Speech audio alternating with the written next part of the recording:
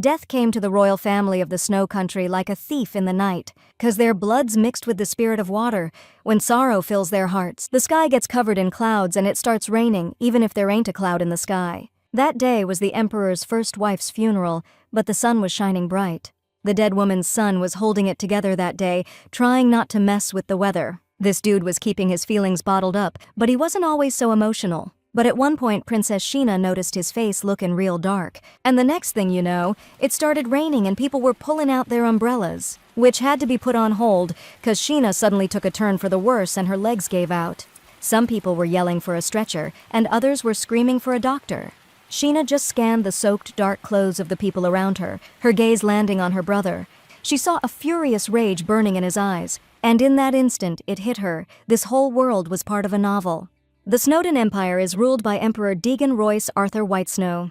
His first wife was Princess Gione of the Rain Kingdom, and they had a son, Aiden Heinrich Whitesnow. But the emperor paid no attention to his wife or his own flesh and blood, and then a common noblewoman named Melissa captured his heart. Completely smitten, Deegan decided she was the one who would truly be his empress. Then Nishina Erin Whitesnow was born, a product of their love.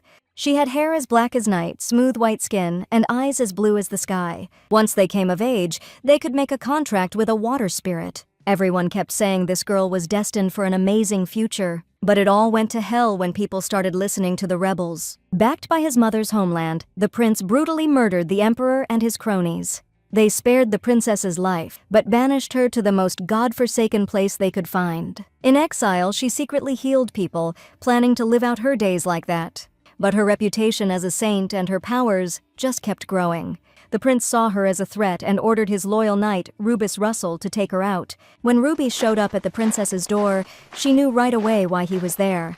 She realized her half-brother had finally given the order to get rid of her for good. The girl was powerless. Dropping to her knees, she knew it was all over. As a final act, the knight granted her the right to speak her last words. He would relay those words to His Highness, and Sheena didn't hesitate. She only wished that Aiden would become a sun, shining even in the Empire's farthest reaches. And so the beloved princess died. Only the prince remained, taking his place on the bloodied throne. He possessed the will of a powerful emperor, but he'd lost all human feeling. And just when it seemed like everything was finished, a girl appeared who would change his life forever. Princess Sheena, who thought of herself as Snow White, spent her last moments thinking about her brother. But then she returned from oblivion, and opening her eyes, she found herself in a room. Joey, the maid, was fussing over her, totally freaked out. She said the lady had fainted and they brought her back to her room and the doctor's on his way.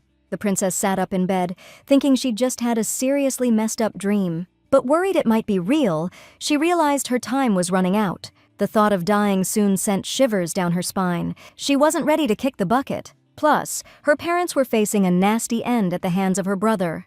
Not wanting that kind of messed up future, Sheena decided to do everything she could to stop it. In the novel, Nishina didn't have any regrets or hard feelings. She just accepted her tragic fate. But now, the princess remembered that Aiden was going to off her in the future, because just by being alive, she caused him a ton of pain.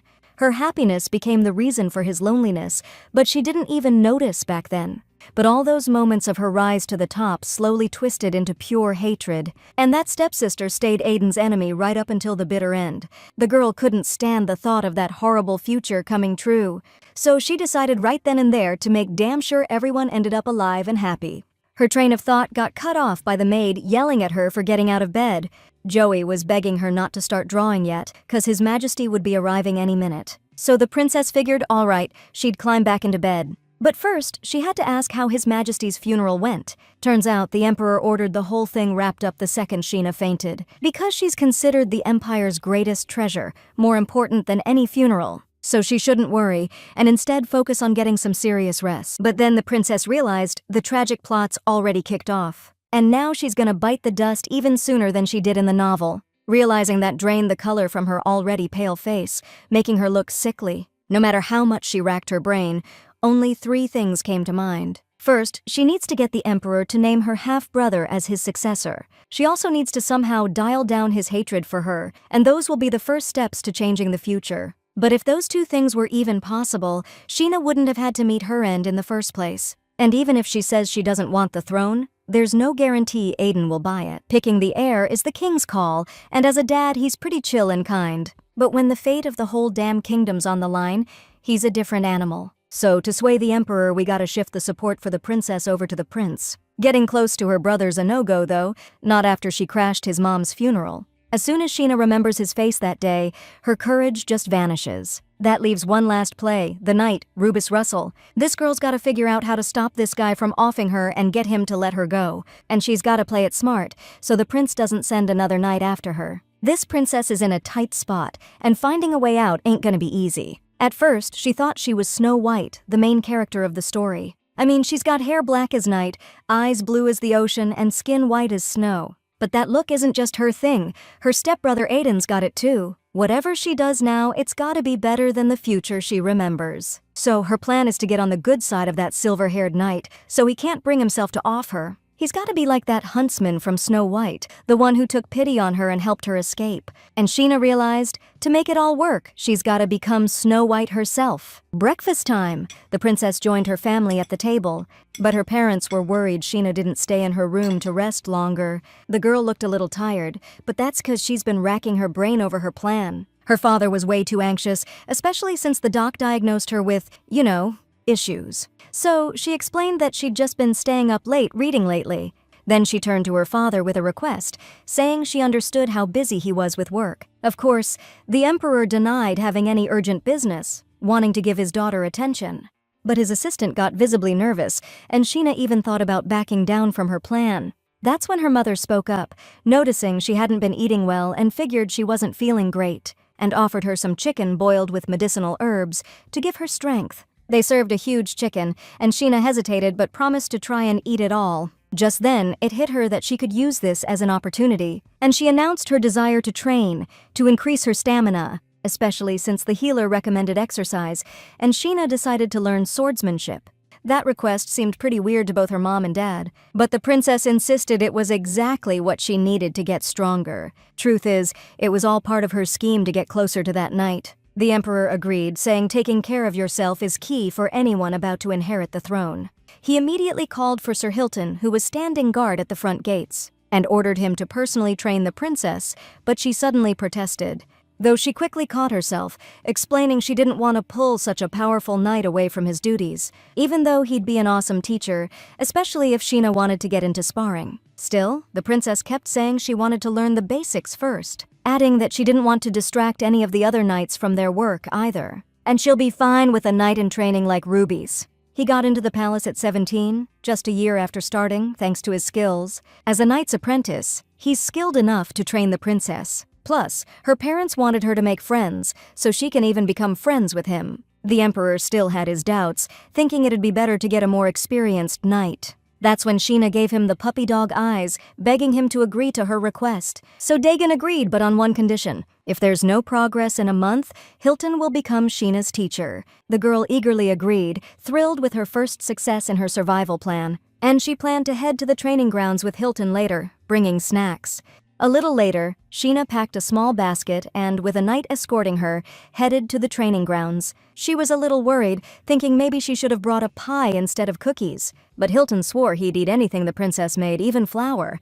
Sheena told him not to tease her. She was trying to make a good impression on her future teacher. She got annoyed when Hilton suggested winning someone over with flour of all things. But she figured he just didn't understand how serious this whole thing was. Suddenly, the girl stopped dead, nearly taking out her escort. Prince Aiden appeared in front of them, and the knight gave him a polite greeting. A chill ran down the princess's spine, because standing there was the guy who ordered her execution. He was coming from training, and looked tired, even if he was still scowling. She doesn't remember Aiden being kind, but he's still her only brother. It even made her feel a little bad seeing him like this. He looked like he wasn't eating right, even though he usually has a good appetite. Aiden barely even acknowledged his sister, just walked right past her. She still thought his behavior was a little weird. So she turned around, gently tugged on his sleeve, and spoke to him. The prince gave her a sideways glance, barely turning, and grumbled, asking what she wanted. His look was so sharp it made Sheena involuntarily flinch. A lump stuck in her throat, and she couldn't say a word. Aiden asked her the same question again, but this time even more annoyed. At first, the princess could only get out these shaky, hesitant sounds. Then she mumbled something about the Empress's coronation. It was totally beside the point, she just blurted out the first thing that popped into her head. Sheena just wanted to apologize for her mom taking Aiden's mom's place, you know? But as she was working up the nerve, the prince just snatched his sleeve out of her hand and took off again, leaving Sheena standing there frozen, just staring after him. Hilton was worried about her, so he asked her what was wrong. The princess was torn up because her brother just took her attempts to comfort him as an insult.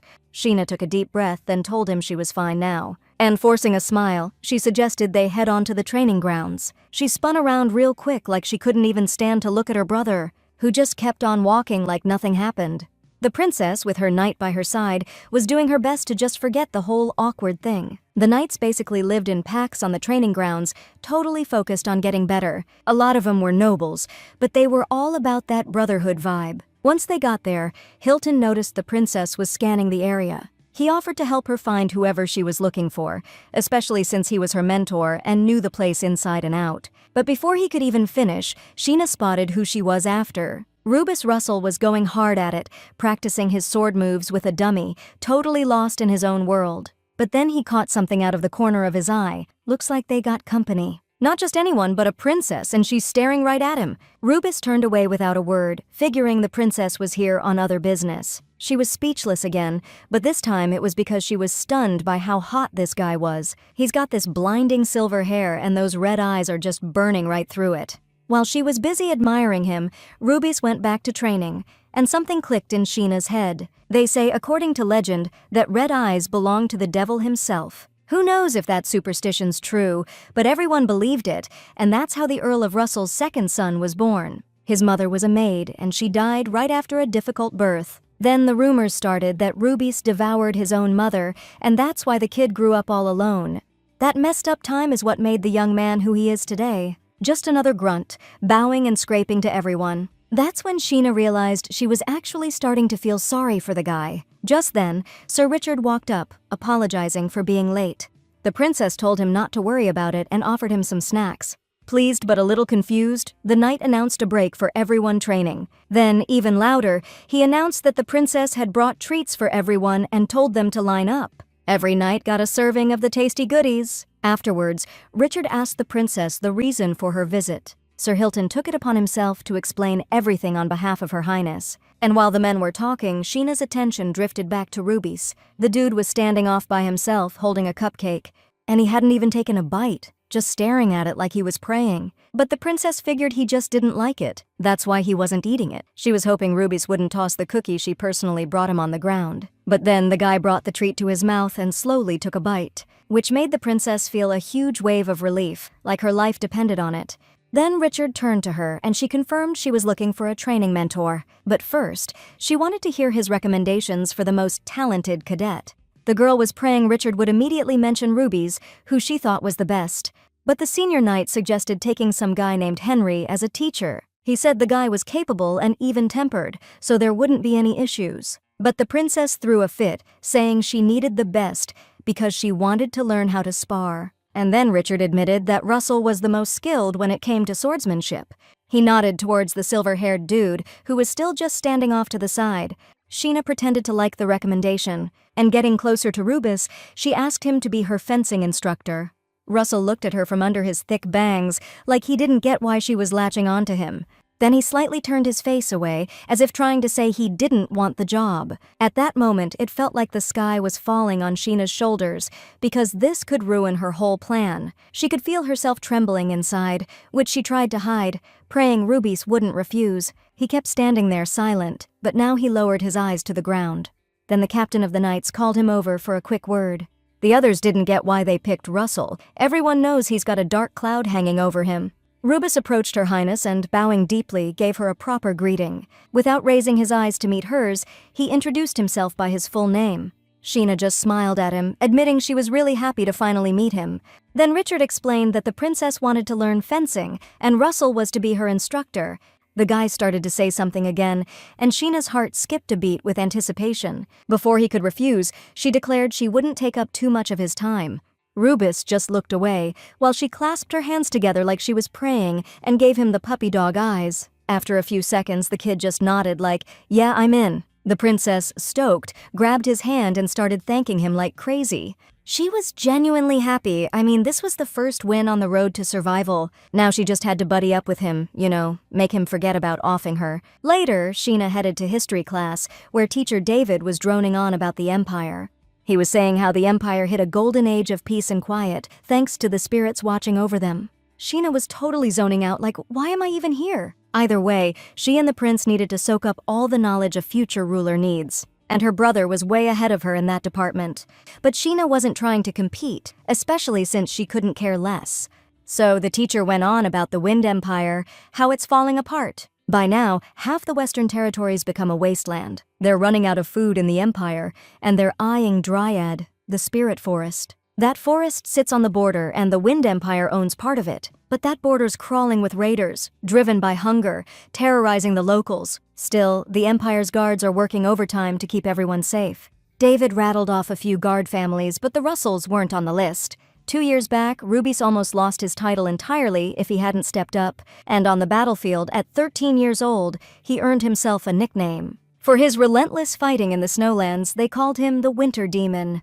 That's when the teacher remembered the rumor about this kid becoming the princess's fencing instructor. And, bummed out, he figured Rubis probably couldn't teach Her Highness squat. After class, the princess went out for some fresh air and found a nice, quiet spot under a tree. A dragonfly landed on the grass nearby, catching Sheena's eye. The princess was actually thinking about that wild story where Russell bites the dust. It says his body just vanishes like poof, gone without a trace. Like Rubis didn't want anyone to remember him dying, and it seems he was always ready for it. While the princess was lost in thought, he showed up and apologized for being late. The guy stood in front of Sheena with his head down like a guilty kid.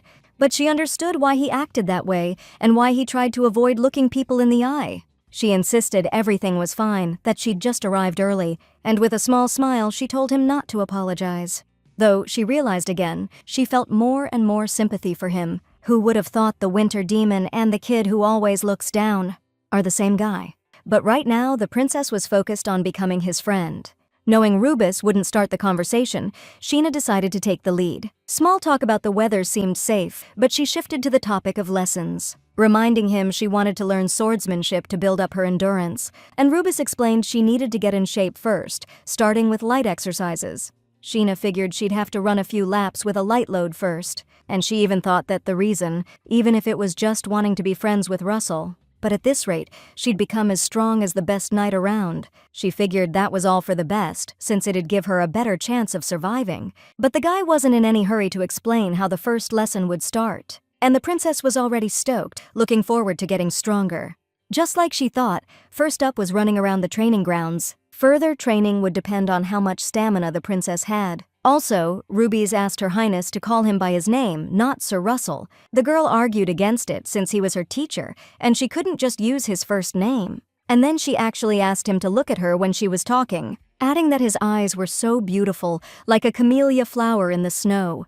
Sheena confessed that when they first met, she was so captivated by his looks that she couldn't even string 2 words together. Rubis just got embarrassed and blushed down to his ears, turning his face away again, and to get out of the awkwardness, he decided to show her how to do it right, leading by example. Russell started jogging, and Sheena, looking at his red ears, just knew that the color red suited him. However, after a short workout, Sheena felt like she was about to kick the bucket. Even though she only ran 2 laps, she could barely walk even the next day. If she had run all 10 like she was supposed to, she definitely would have croaked. Now she's in class, where the philosophy teacher Carlos, with a displeased look, thanked her for arriving just in the nick of time. She just said she's entitled to a break and being a little late, but seeing the teacher was about to blow a gasket, she said she was just kidding. Today we're diving into monarchism, picking up where we left off last time. Carlos was laying out what a monarch needs to be to hold on to power. Sheena pretended to listen since she wasn't planning on following the heir's path. All she said was that a monarch should be benevolent, to which the teacher explained that you just have to look that way. Because a monarch doesn't need mercy or justice, they need calculation and the ability to analyze. Still, Carlos pointed out that Her Highness thinks like a monarch, which she doubted herself, realizing she doesn't really fit the mold. Carlos taught her not to give in to sympathy and not to forgive so easily. But once Sheena understands someone, she just can't help but forgive them. She can't hate Aiden, and she can't help but feel for Rubis either, because in the novel, she saw what he had to go through. And the more she heard about the qualities of a monarch, the more she realized she wasn't cut out for the job. Later, the princess got ready for training again, even though Hilton was begging her to rest. Seeing her walk now, worse than a newborn fawn trying to stand. Sheena's legs were giving out, but she was still determined to go to training. She just didn't want to waste time resting, so she could get stronger faster. Russell was already waiting for her on the training grounds, ready for the next lesson. I almost choked when I saw the princess practically crawling towards me. She just brushed off being late, saying another class ran long. They started talking and Rubus actually made eye contact today. The princess was digging it. She was happy he'd listened to her. She vowed to try harder too, then started asking about the workout. Rubus was gonna make her do 2 laps again, but seeing how she looked, he stuck with 1. He also told her to speak up if she couldn't keep up with him. His words sounded like he genuinely cared, so she decided to give it her all. But the second she took a step, her shoe went flying off her foot. And then Rubus heard something smack the ground real loud behind him. I turned around and saw Her Highness sprawled out on the grass. The guy rushed over to her, worried she might be hurt. The shoe was fine, just her pride took a hit, which made her feel embarrassed. Still, Rubus took the blame again, checking out the princess's leg. He just didn't explain right away that she needed to wear more practical shoes for training. Then he leaned in a little and apologized for being so rough. She only realized what was happening when he scooped her up to carry her inside. The princess definitely appreciated the attention, but she was so flustered her face turned beet red. She tried to get back on her feet, but Rubus told her to hold still so she wouldn't fall. His face was so close to hers that she just wanted the ground to swallow her up. But she couldn't walk on her own, so she agreed to let Russell carry her back to the palace. All the while, she was racking her brain, trying to figure out how to make up for this awkward situation. And then it hit her. She remembered she'd brought a snack in her bag. Pulling out a cookie, she offered Sir Russell a bite. The guy gave the sweet treat a slightly suspicious look. That's when it dawned on the princess that both his hands were full. Deciding to help her rescue her out, Sheena just shoved the cookie right into his mouth herself. But the next second, she was seized by panic, realizing she'd crossed a line. They finally made it back to the castle, where Joey immediately checked her over. Even though the princess insisted she wasn't hurt that badly, the maid wasn't buying it. And she reamed out Hilton, saying he wasn't watching close enough, and the princess went way overboard. Shin even felt bad for Hilton, 'cause he really did try to stop her. But right now, she's more stoked that she and Ruby's bonded, and he even took her bribe of a cookie. What's more, the princess got a glimpse of his softer side. Shin smiled without even realizing it, which made Joey give her a suspicious look, figuring she didn't just hurt her foot, but maybe bumped her head too. Then the maid decided the accident happened because of uncomfortable shoes, and promised to arrange for the princess to get special training shoes made. But until the wound heals, there's no way she's doing any training. Shin immediately freaked out, yelling that she has to train every day. What scared her even more was that her plan to get closer to Ruby's was about to fall apart again. She glanced at Hilton, hoping he'd back her up, but the traitor was keeping his mouth shut. And then the maid loomed over her, practically ordering her to rest. That's when Sheena figured, even if she couldn't train, she could just go see Ruby's to thank him. But they banned her from leaving the palace for a week until her leg was fully healed. Today, the princess can finally go train and thank Rubus. Right now, Sheena was having lunch with her mom, who noticed how tired her daughter looked. Melissa wasn't told her daughter got hurt training, so she wouldn't forbid her from going. So Her Highness distracted her mother by chatting about how much she enjoyed having tea with her. The girl also complimented the desserts they served. Melissa baked those cupcakes special after she heard her daughter was into baking. Sheena gratefully tried one with a strawberry on top, and she was blown away by how light and airy it was, like a cloud. The frosting was so sweet it just melted in your mouth. This dessert was so good, the princess wanted to let Russell try it. Seeing how much her daughter liked them, Melissa offered her some to take with her, which really made Her Highness happy, because it would make a great little incentive. And at the next tea party, Melissa decided to make this dessert the main attraction. It's gonna be the event to kick off the social season. Sheena figured it was another chance to meet with her supporters. It's too early to recruit them to Aiden's side, but we can identify potential allies. That's why Sheena asked Mom for permission to attend that tea party too. Melissa didn't even understand why she was asking. She was just happy about it. After all, it's been her longtime dream to have tea with her daughter. The girl even felt ashamed, because her intention to be at the tea party stemmed from a completely different reason. But this has to be the start of a happy ending for her and Mom. Sheena laid the groundwork to convince Dad. Now all that's left is improving her relationship with her brother. However, that scared her the most, and she kept sighing heavily on her way to training. which worried the maid, who thought her leg was hurting again. And the princess explained that wasn't the reason for her concern. It's just that she doesn't know how to handle someone who hates her guts. And Joey suggested the princess show off her good qualities, like how other people's pain matters more to her than her own. That could help someone who doesn't tell anyone about what he's going through. Even if you understand that person, it won't magically make their pain disappear. But there's one upside to all this: he won't feel so alone. Sheena was worried, but her maid's sure she can pull it off. Then Joey handed her a basket and told her to be careful, so nothing like last time happens. The princess was grateful for her maid's care and good advice. Now she's got the confidence to save her brother from his endless loneliness. My knees went weak again when I saw Aiden standing by the entrance. The princess never expected to run into him so soon. Thinking he was headed to training too, she suggested they walk together. The prince just grimaced and headed the other way, not wanting anything to do with his sister. But Sheena stopped him, grabbing his arm and asking if they could talk for a minute. Aiden yanked his arm away and snapped, telling her to keep her hands to herself. This was the exact scene Sheena had read about in the original story. In the book, the princess never spoke to her brother again after this. And now, being in her shoes, the girl understood that Nishina had avoided him out of fear that he'd hurt her again. Besides, Her Highness didn't want to hurt him either. But instead of just accepting this tragedy and not making things worse, it's way better to push for a happy ending. Sheena totally got that, but another problem was about to hit her hard. At practice, Rubis made her run a lap around the field again. By the end, her legs were killing her so bad, she couldn't even stand still. Seeing her drop to all fours, Russell rushed over to her again, looking worried. She straight up told him she was completely beat, like she couldn't feel anything anymore. The princess asked to skip practice today, which you could totally see just by looking at her face. They headed to the lawn under a tree, where Sheena laid out all the goodies she'd brought. She was hyping up all the cupcakes, begging them to try them ASAP. Rubis, just like last time, was checking out the treats real close first. But not for long, he popped a little pastry into his mouth.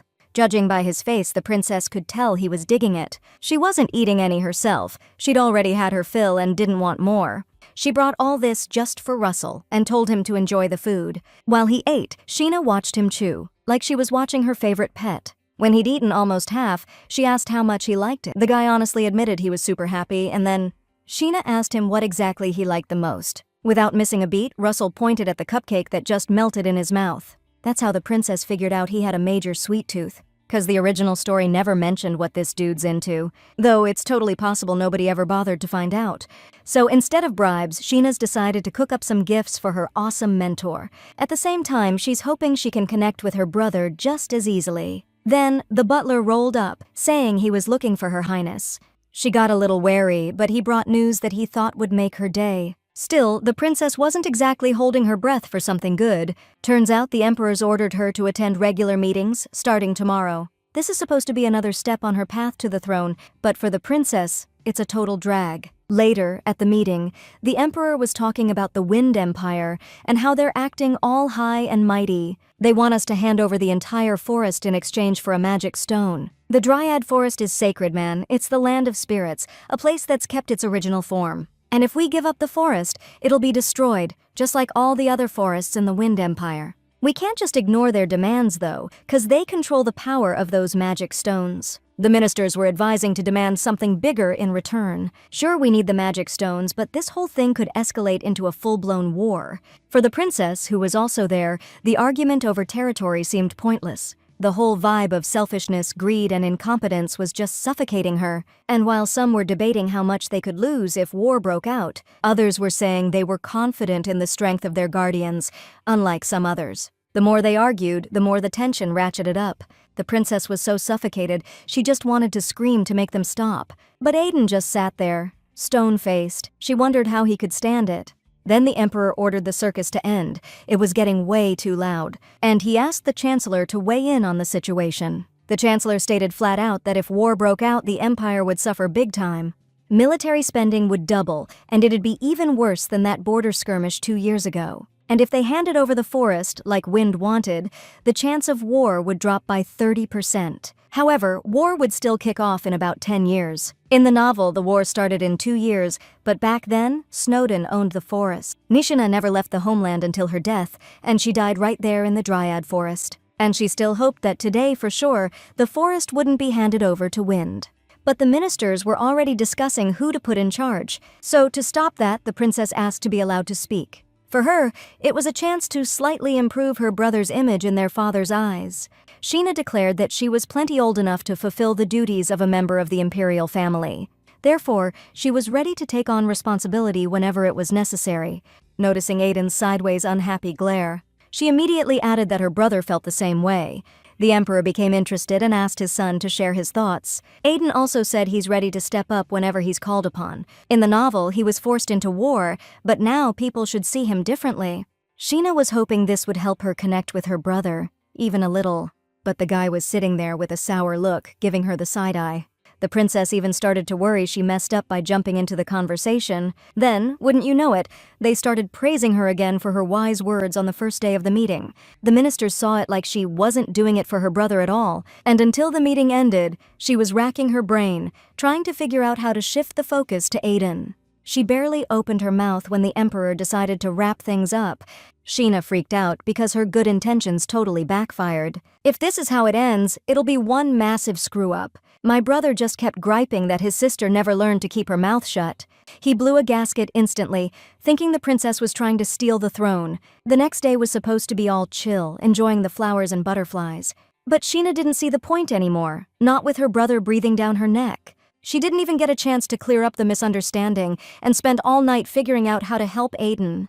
While the princess was lost in thought, Rubis came up to her. He was rushing, 'cause he was a little late, and immediately apologized for it. Only then did he give Her Highness a proper greeting. But Sheena wasn't mad at all. She was actually glad things were about to get a little more interesting.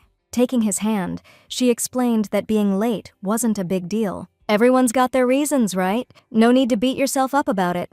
Her Highness was just worried this kid might get hurt, you know? Though he's already got plenty of other wounds, both scars you can see and ones you can't. Fixing his hair, she noticed a huge one on his temple, and she got curious about where it came from. But then Russell called out to her, and she realized she'd gotten way too close.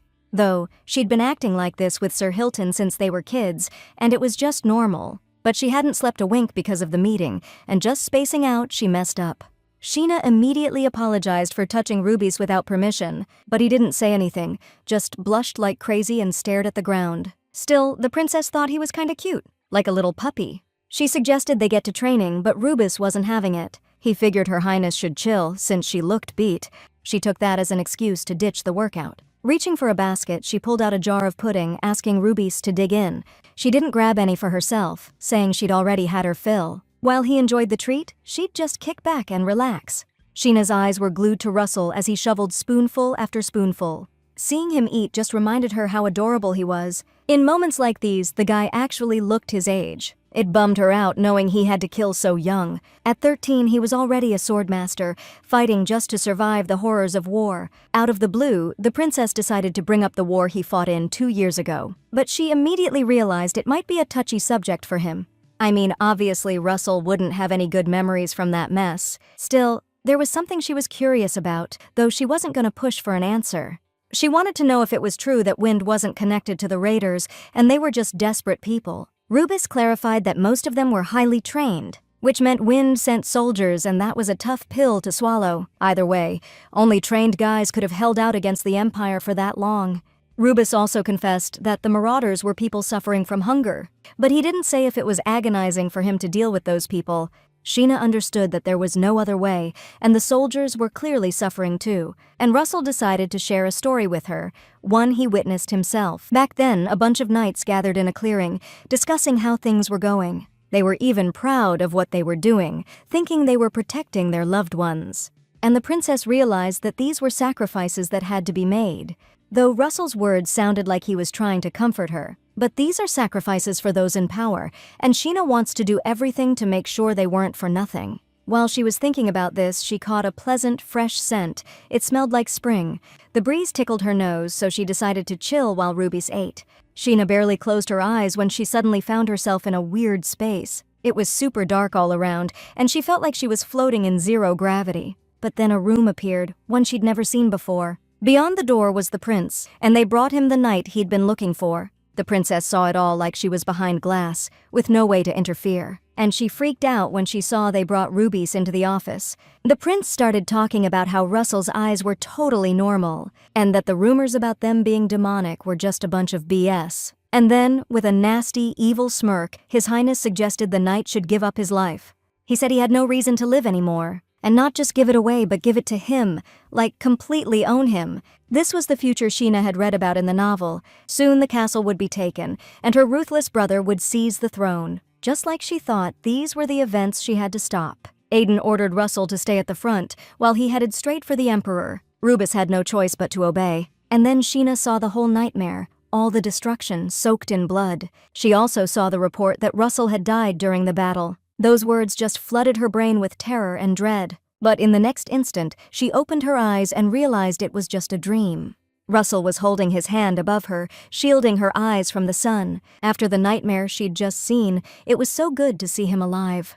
But the sadness hadn't completely faded, even though she said she was okay. She also noticed that his eyes and even his hair and ears were flushed red. It seemed strange to her, like she was still stuck in the dream. But then she realized it was just the sunset reflecting off him. She wished she was wrong, but Russell confirmed what she was thinking. And Sheena freaked out, realizing she'd slept through her history class, which was supposed to be after lunch. Plus, because of her, Rubis missed his training, and she grumbled about him not waking her up.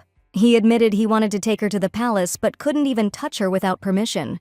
The guy looked guilty, but Sheena thought the opposite. Training's super important for knights, after all. And because of her, Russell skipped practice without telling anyone. The princess was afraid he'd get punished, 'cause they're extra tough on the trainees. So she declared she'd go with him to explain the situation to the commander. But Rubis told her not to worry, 'cause Her Highness getting some rest was way more important. The girl looked at him, covering her mouth. Her feelings were all stirred up again. She just couldn't figure out why this guy was being so damn nice to her. Still, she asked him to explain that he was late because of her, if they started giving him grief. Back in her room, Sheena knew Ruby still wouldn't say it was her fault, and he might take the fall. Then he'll start pulling away, and getting close again will be way harder.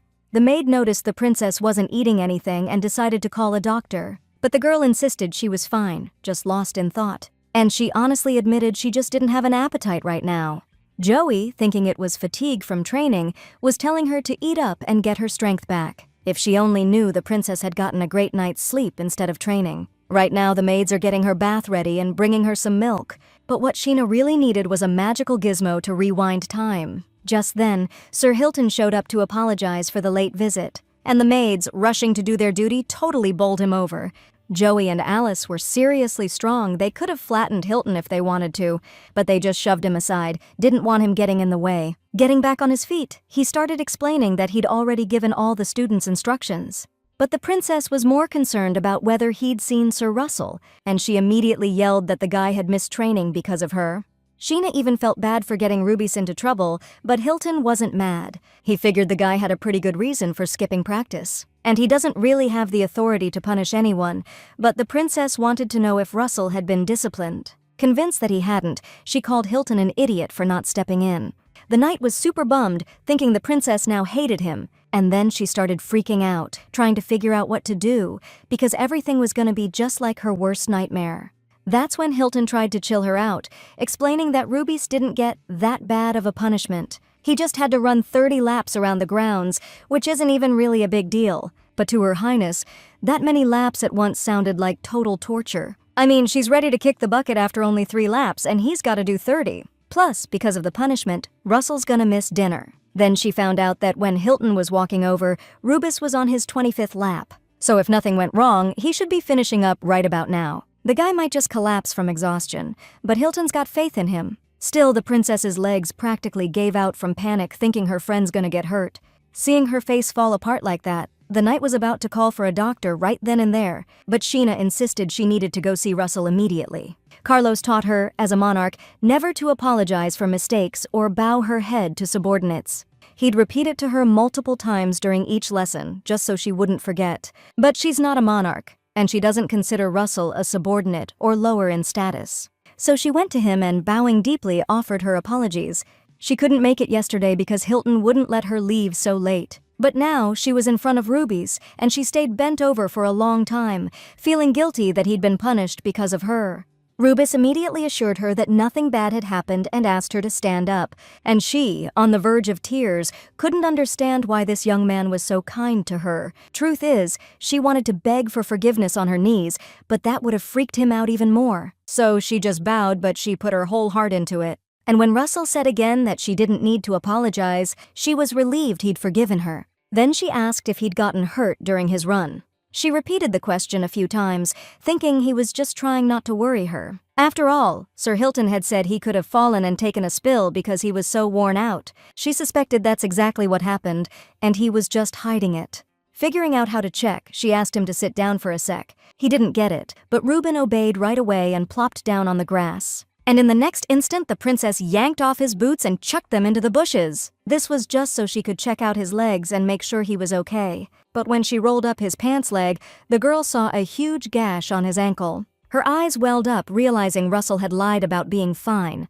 The wound looked so gnarly to her, like something bad was about to happen. But the guy didn't think the wound was a big deal, especially since they heal so fast. Still, the princess insisted on putting some ointment on it right away, worried about a scar. She'd brought the ointment with her, and now she got ready to treat the scrape herself. As she spread on the cool cream, she asked why Rubies hadn't told her he missed practice because of her, and he reassured her again that it wasn't necessary. But Sheena just got upset, because everyone knows he's never late without a good reason, and still, he got hurt. And she planned to do the exact same thing to the leg of Sir Richard, the guy who punished him. Russell, once again, started insisting he was totally fine.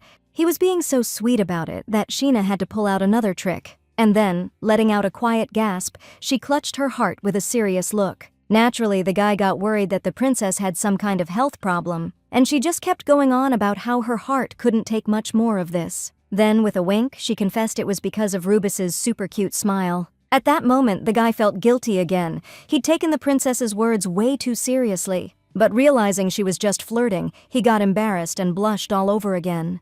She never could have imagined him acting so cute when she was reading the original story. They said nobody's ever seen Russell smile, but the princess was stoked to find out he actually does smile, and it's kinda cute. Suddenly, it hit her that she was the only one who'd ever seen it, and that freaked her out. Though, she gotta admit, it felt kinda special being the only one in the know, especially since everyone calls Russell the emotionless knight. Then it dawned on her that it was selfish to be the only one who got to see that side of him. While she was lost in thought, Rubies got all worried again, thinking something was bugging her, and with a straight face, the girl just blurted out that it was all his fault. The dude totally froze up, but Sheena grabbed his hand. Then she explained that it's because he's just too darn cute. She held his hand tight and only let go after he promised to smile like that more often. Rubus promised, and the princess was over the moon. After a while, she needed to get to work, even though she just wanted to nap. However, she asked Joey to bring her what she'd requested. A huge stack of envelopes was immediately placed before Her Highness. Hilton, who was there as her bodyguard, was even surprised by the sheer amount of work. These were all invitations to the banquet that Sheena had to deal with. But the maid, Joey, was more concerned about why the princess was wearing sunglasses. She'd been wearing them since morning, even indoors, but Sheena said it helped her get in the mood. Taking them off, she returned to the invitations sent by the girls before her coming-of-age ceremony. Alice was tasked with bringing 2 types of paper the princess could use to write her replies on. And Joey reminded her that Her Highness isn't even required to do this until she's of age. But she's decided to throw a tea party, which was a totally spur-of-the-moment thing. Hilton just thought it was adorable how grown-up their princess was getting. Actually, it was her mom who suggested she get some practice in before attending her tea party. No wonder Melissa's worried. Her daughter's got 0 social skills. The truth is, Sheena doesn't even want to host one of these get-togethers. But an event like this could help change the future. And this time, Her Highness is planning to invite 4 guests. Plus, she's already decided who, which is why she spent all night going through files. In Snowdon, only the most exceptional person can become the family's heir. Those ladies might not be in politics yet, but they've got a shot at leading their own families. And they will take charge unless something crazy happens. At Melissa's tea party, the princess is going to have a tough time finding allies. But at her event, Sheena can hook Aiden up with some serious backup for the future. Before you knew it, Alice was already handing Her Highness some stationery. Also, after writing those invites, Sheena was planning on hitting up a certain spot. And she asked Alice to tag along, 'cause she wants to pick out a gift for her mentor. Later, she headed to the kitchen, deciding to bake something herself. Figuring regular desserts just wouldn't cut it to make up for Russell's punishment, Alice was standing nearby and pointed out that Her Highness was doing it wrong. She explained that you're not supposed to hit the dough in the test, but kind of draw a line with your hand. The princess started getting the hang of it, and soon a gooey, raisin-filled dough was ready. Alice was a good cook because her family's poor, and that's how they made a living. Even though she's an aristocrat, if she hadn't started cooking, they wouldn't have anything to eat. Hearing this, Sheena decided to make her personal pastry chef and give her a raise. Alice was just happy to do everything she could to help the princess in the future. This pleased Sheena, and she suddenly decided to bake something other than sweet cookies. The maid found this decision a little strange, but Her Highness had decided to do it on purpose because she was going to give the cookies to her brother later, and Alice was happy to share the recipe with her. A little while later, both girls and the cook too were staring at the result, totally baffled. Sheena was absolutely positive she'd done everything right, but she ended up with these weirdly shaped things, like burnt-up lumps of charcoal. Noticing the looks from the cook and the maid, she realized this stuff was definitely not edible, but she wasn't giving up and decided to try again, hoping things would work out this time. Alice cheered her on, while the cook didn't know how to explain that cooking just wasn't her thing. The maid just wanted to help Her Highness out, and she sincerely hoped that with her cookies, she could get her feelings across to her brother, especially since Sheena decided to wrap up these cookies for Aiden, the ones she just made. The prince was holed up in his office, buried in paperwork. When there was a knock, he didn't even look up, just told them to come in. He figured it was just a servant with some news, but it was his sister, and she immediately apologized for interrupting. Aiden's face twisted with annoyance, but he asked what was up, and she confessed she'd brought him cookies she'd made, especially for him. They aren't too sweet, and she was sure her brother would like them. Still, the prince wasn't exactly jumping to accept the gift. He suspected Nishina had slipped something into them. Why else would she bring him treats? The princess felt a jolt inside. She never imagined her brother thought so little of her. She wasn't expecting a warm welcome, but accusing her of poisoning someone? That's a low blow. But with the Empress gone and all his allies ditching him, Aiden thinks Nishina being around is a threat to him. He hates her so much he questions everything she does. Right now, he's demanding she get out before he throws her out himself. Even his assistant, Oscar, tried to smooth things over, saying the prince was super busy. He offered to escort her out, but His Highness gave him a task first. Don't let anyone into the office, not without his express permission. Sheena was bummed. She just wanted to understand her brother. Now she's wondering why he even bothered trying to make good memories back then. Like, remember when they were just chilling by the fountain? Having a blast? Back then, the prince actually looked at his sister with kindness, even affection. And it stung, because Aiden used to mean the world to her. So she turned back to him, just asking for a couple of minutes of his time. Aiden figured the princess had completely lost it, waltzing right up to his table like that. He barely even got his mouth open to tell her to get lost. The girl, after taking a bite of the cookie, said she was there to clear up a little misunderstanding. His Highness was a little intrigued, so he decided to see where this was going. And Sheena, after swallowing a piece of the cookie to show him it wasn't poisoned, put the rest on her brother's desk, hoping he'd finally give them a try. Aiden eyed the package suspiciously, just as his sister was about to leave. Now she was all for Oscar walking her out, but she was worried her brother would just toss the cookies without even trying one. Either way, she wanted to give him something. Deciding not to push it, she left the office, closing the door behind her. The prince's aide escorted the princess all the way outside, where he dared to speak to her. He wanted to say something and begged her not to take it the wrong way. The guy told her to just stay away from the prince if she really cared about him. Oscar explained that Aiden was already going through a lot of crap. Then he went quiet, worried the princess would be pissed at him for being so bold. Still, she thanked him for caring so much about her brother, but she just couldn't grant Oscar's request, because she was dead set on getting closer to Aiden, no matter what. Then she headed off to class, telling Oscar they should hang out more often. The guy tried to argue he didn't have the right, but she was already gone. Watching the princess disappear around the corner, he figured she was going through a lot. But then, remembering His Highness, he was sure they were both worried just as much. Meanwhile, the princess was thinking about what had just happened in the office.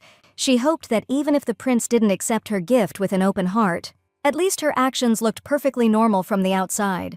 The second bag of cookies was meant for Rubies, and the princess considered just tossing it. Even though he's not one to complain, this could put him in a tight spot. In the end, Sheena decided to eat it herself and bake a new batch for Russell. Just then, rubies popped up right in front of her, and Sheena nearly jumped out of her skin. She got so startled she dropped the bag of cookies on the ground. Then she explained that she hadn't seen him coming because she was lost in thought. Rubis reached down to pick up the bag, but Sheena told him not to bother. But the dude already had it in his hand, and he saw the cookies inside. Not wanting him to taste that awful stuff, the princess snatched the bag right out of his grip. And making a face, she declared that this treat was definitely not for him. Russell froze, totally lost. What was that? And why'd the princess blow a fuse like that? Seeing the look of pure terror on his face, Sheena realized she'd screwed up big time. And she was scared that because she yelled, Rubies would start pulling away from her. She immediately started making excuses, saying it was her first time cooking, so it turned out awful and disgusting. But the guy started to melt when he found out it was actually made for him. And because the princess still feels terrible that he got punished and hurt, Sheena kept lamenting that she should have just asked the pastry chef, and she promised Russell she'd get him any other treat he wanted. But she was surprised when he reached out his hands, silently asking her to give him those cookies. Now the princess was in shock because those cookies weren't even edible. So the dude just apologized for being so forward with his request. Not knowing what was up with him, she just shoved the pouch into his hands. And only then did she remember she wasn't planning on giving him that crap. She couldn't exactly snatch it back though, 'cause she'd look like a total psycho, so she just warned him that if he didn't like it, he didn't have to eat that stuff. But when Rubis took a bite, he suddenly said he was actually digging it, and now Sheena was trying to figure out which one of them was crazier. At the same time, she started realizing that the more time she spent with this guy, the faster her guard dropped and he's supposed to, take her out. But right now, Rubis is actually becoming her comfort, and she offered to get him some milk to go with his cookies, but he turned her down. Lost in staring at him again, Sheena noticed a leaf stuck in his hair, and she immediately reached out to brush the little thing out of his silvery locks. But at her touch, the guy's cheeks instantly turned redder than his eyes. The princess froze for a second, feeling totally awkward, and then quickly pulling her hand away, she explained she was just getting a leaf off his head. But in her head, she was kicking herself, thinking she was acting like a total nutcase.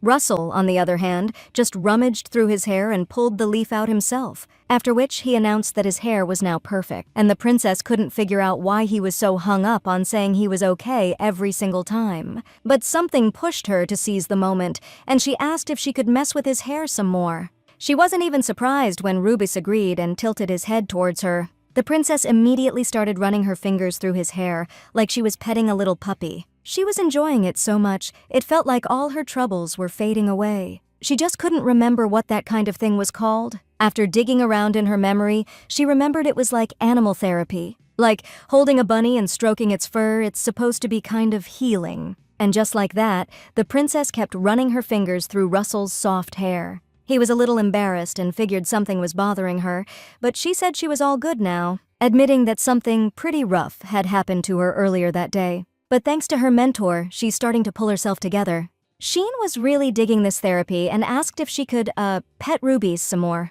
Of course, the guy couldn't refuse her, but he was blushing like crazy again. Soon it was the day of the tea party, and the princess was dressed to the nines. The maids had no clue what was so special about this party. But they were so happy with how Her Highness looked, they started tearing up. Hilton chased them off, saying they were just being a nuisance with all the waterworks. The princess was glad he showed up and asked him to get those maids under control. But when he saw her all dolled up like that, he couldn't help but get a little misty-eyed himself. He couldn't believe Sheen had grown up so much that it was time for her first party. The princess realized that this little emotional moment actually calmed her down a bit. She can't let some anxiety ruin everything, right? When she got to her guests, she thanked them for coming. As future heads of their families, she needed to convince them she supported her brother. Then, she introduced herself to everyone, knowing she couldn't mess up today. Especially not in front of these women who are super important to her plan. One of them, the dark-haired one, is Valentina Orson, daughter of Duke Orson. And then there's the blonde, Helsie Lauren, daughter of the Marquis Lauren. Their families are the Emperor's biggest supporters, and they've helped boost his political power. If those families side with Aiden, Deegan's definitely gonna name him his successor. Besides, the invited girls could become friends with the princess. Sheena's attention went to Helsie, who was her friend in the original novel. She was also the first friend the prince ever introduced. But, not wanting to get caught up in political games, they became important to each other. The friendship between these girls was strong, like a vassal's loyalty to their monarch. But because of that, Halsey and her family didn't side with the prince after the rebellion, and it led to a really bad outcome for them. Sheena hoped that this time nothing so awful would happen. Halsey noticed the princess staring at her and figured she wanted to say something. And she explained that she just loved the Marchioness's laugh so much she couldn't help but admire her. And while the other guests sipped her tea, the princess showered Halsey with compliments. Then Valentina, putting down her cup, decided to throw in her 2 cents, saying Lady Lauren looked less like sunshine and more like a tomato. Halsey actually got embarrassed, which the princess noticed. Still, they struck up a casual conversation about this and that. Some were into accounting, while others just liked hitting the shops. And then everyone noticed the princess had started taking fencing lessons. Sheena immediately flashed back to how she felt like she was dying after every practice, and admitted that she was struggling because she wasn't in great shape. But even with that problem, she found it super engaging. Her friends chimed in, saying it would get easier with time. Realizing this was her chance, Sheena claimed that empire management lessons were just too tough for her. With a look of regret, she fibbed, saying she was always getting lectured by her tutor. She quickly added that she's constantly being compared to her brother, who's better than her at everything. A heavy silence hung over the table after that. Sheena realized that some nasty rumors about the prince had reached them, so she declared that her teachers constantly praise her brother, holding him up as the prime example. After all, he's been successfully handling part of their father's workload for almost a year now, and the princess saw no reason why she was constantly being measured against her brother. She said all this to show just how much she supported him. But then Valentina protested, not understanding why Her Highness would think that way. Sheena jumped right in, saying she'd never dream of copying her brother because she respects him too much. She wanted to admit she wished he'd be the successor, but that could just make things worse. So she figured that would be enough for now, since this was their first time meeting. Out of nowhere, Haley pipes up that some people really do think Aiden is something special. Sheena couldn't believe the Lauren family's daughter was defending the prince so fiercely. Maybe it was just to avoid an awkward moment, but the princess was still grateful. And then Haley asked Her Highness what her hobbies were. The princess was caught off guard since she didn't really have any. She could have mentioned baking desserts, but that was more of a survival skill. Still, she confessed to the girls that she really loves reading books. 2 of the guests were shocked the princess liked to read, like it was some kind of freaky superpower. But after realizing they were both into it too, they remembered this one super popular novel. Written by Madame Fereza, it's been flying off the shelves in the capital lately. And usually this author writes stories about damsels and knights. The guests immediately started arguing about which novels they liked the best. They even started reenacting some of the more intense scenes. And at the climax, they were practically screaming like total fangirls. Listening to their excited chatter, Shine got curious about what this novel was even about. The way they were carrying on, you'd think they were gonna throw down over which knight was hotter. The princess was starting to feel a little awkward and just wanted to get out of there. Then it hit her. Knights were everywhere. A bunch were standing right next to them, and of course they were hearing the whole thing. Now Sheena was even more embarrassed, and she just wanted the conversation to be over already. After saying goodbye to the guests, the princess went to her room, where Joey told her to get some rest. But Sheena wasn't tired from hosting. She was drained for a different reason. Suddenly, she wanted to have her next tea party with just Joey and Alice. The maid was curious if the princess had made any friends, but she couldn't admit that she'd organized the tea party for a different reason entirely. Still, she needed to figure out which of the girls interested her the most as a friend. And she chose Lady Haley, who was the most modest and polite. The princess was especially happy that she was supporting the prince. And the maid was thrilled that her favorite was finally making a friend. Once her hair was done, Sheena got ready to head to practice. She was glad the get-together ended early so she could relax a bit. But it was time to get to class, when suddenly she heard someone sobbing. Peeking around the corner, she saw Sir Hilton crouched against the wall, crying. His eyes were swollen from all the tears, and when he saw Sheena, he begged her not to do that kind of thing. The princess still couldn't understand what was wrong or what she had done, and he explained that it was too soon for Her Highness to do what the ladies were talking about knights doing. Sheena was disgusted by that. She wasn't planning on doing anything like that herself. She practically screamed that she'd never even thought about something like that. But then it hit her. She's not exactly a saint when it comes to guys. She remembered slathering ointment on Rubus's leg, and the way he looked at her while she was doing it. But hey, that was just a friendly thing, right? Except after Sir Hilton's comment, Sheena was starting to wonder if it was so innocent. But there was no way she was admitting she'd accidentally brushed against Russell's skin. So to avoid an awkward conversation, she made a quick exit. And Hilton? Now he was even more freaked out than before. He was starting to worry that the princess and Russell were getting a little too friendly. He wanted to catch up with Her Highness, but she was already running off, promising to talk to him later. Girl was determined to clear up this misunderstanding ASAP, cause Rubus could totally get the wrong idea. And after all that, now she's gotta sentence him to death. By training. The princess found him at their usual spot, where they always meet up. Sheena was totally out of breath. She was rushing so hard to find him and talk. She barely opened her mouth to explain everything when she froze up, and her words just vanished. Russell was just taking off his shirt to change, and the princess's eyes almost popped out of her head. Quickly covering her face, she tried to explain she didn't mean to catch him off guard, and while the guy turned away to get dressed again, Sheena totally snuck a peek. But now she was shocked by the scars on his back, and they looked super old. The novel didn't say anything about his childhood, since it focuses on the main character. And now Sheena realized she was wrong, thinking she knew everything about rubies. Now she understood how much pain he'd been through. Without thinking, she walked up to him and touched his scars, like she wanted to heal them. The girl felt so bad for him, and she wanted him to never suffer like that again. The second she touched his back, Rubus flinched away, like it was a reflex. That made the princess realize he was hurting, but he insisted he was fine. Then he asked her to turn around while he changed out of his soiled clothes. He quickly threw on a shirt while the princess was still reeling from the shock. It scared her that she'd messed up again without even realizing it. She'd only come to apologize, and she ended up making things even worse. The princess was half tempted to chop off her own hand, the way it kept reaching for rubies. Sheena imagined the rumors that would fly, and then they'd just execute her. And she couldn't deny she'd become a screw-up daughter, unworthy of her parents. Thinking about it, the princess could practically feel her hand getting lopped off. But right now, she just calmly apologized to Russell, even though she wanted the ground to swallow her whole. The guy turned around, and she clarified that she was sorry for accidentally touching him. Sheena was still holding her hand back, trying to keep it out of trouble. Seeing the pathetic look on the princess's face, he felt super bad for her. And like a broken record, he said it was totally fine. That's when Her Highness blew up, saying this whole thing was messed up. She gets that Rubis doesn't want to hurt anyone, but there are plenty of people out there who'll take advantage of his kindness. So, he really needs to ditch the habit of saying everything's okay.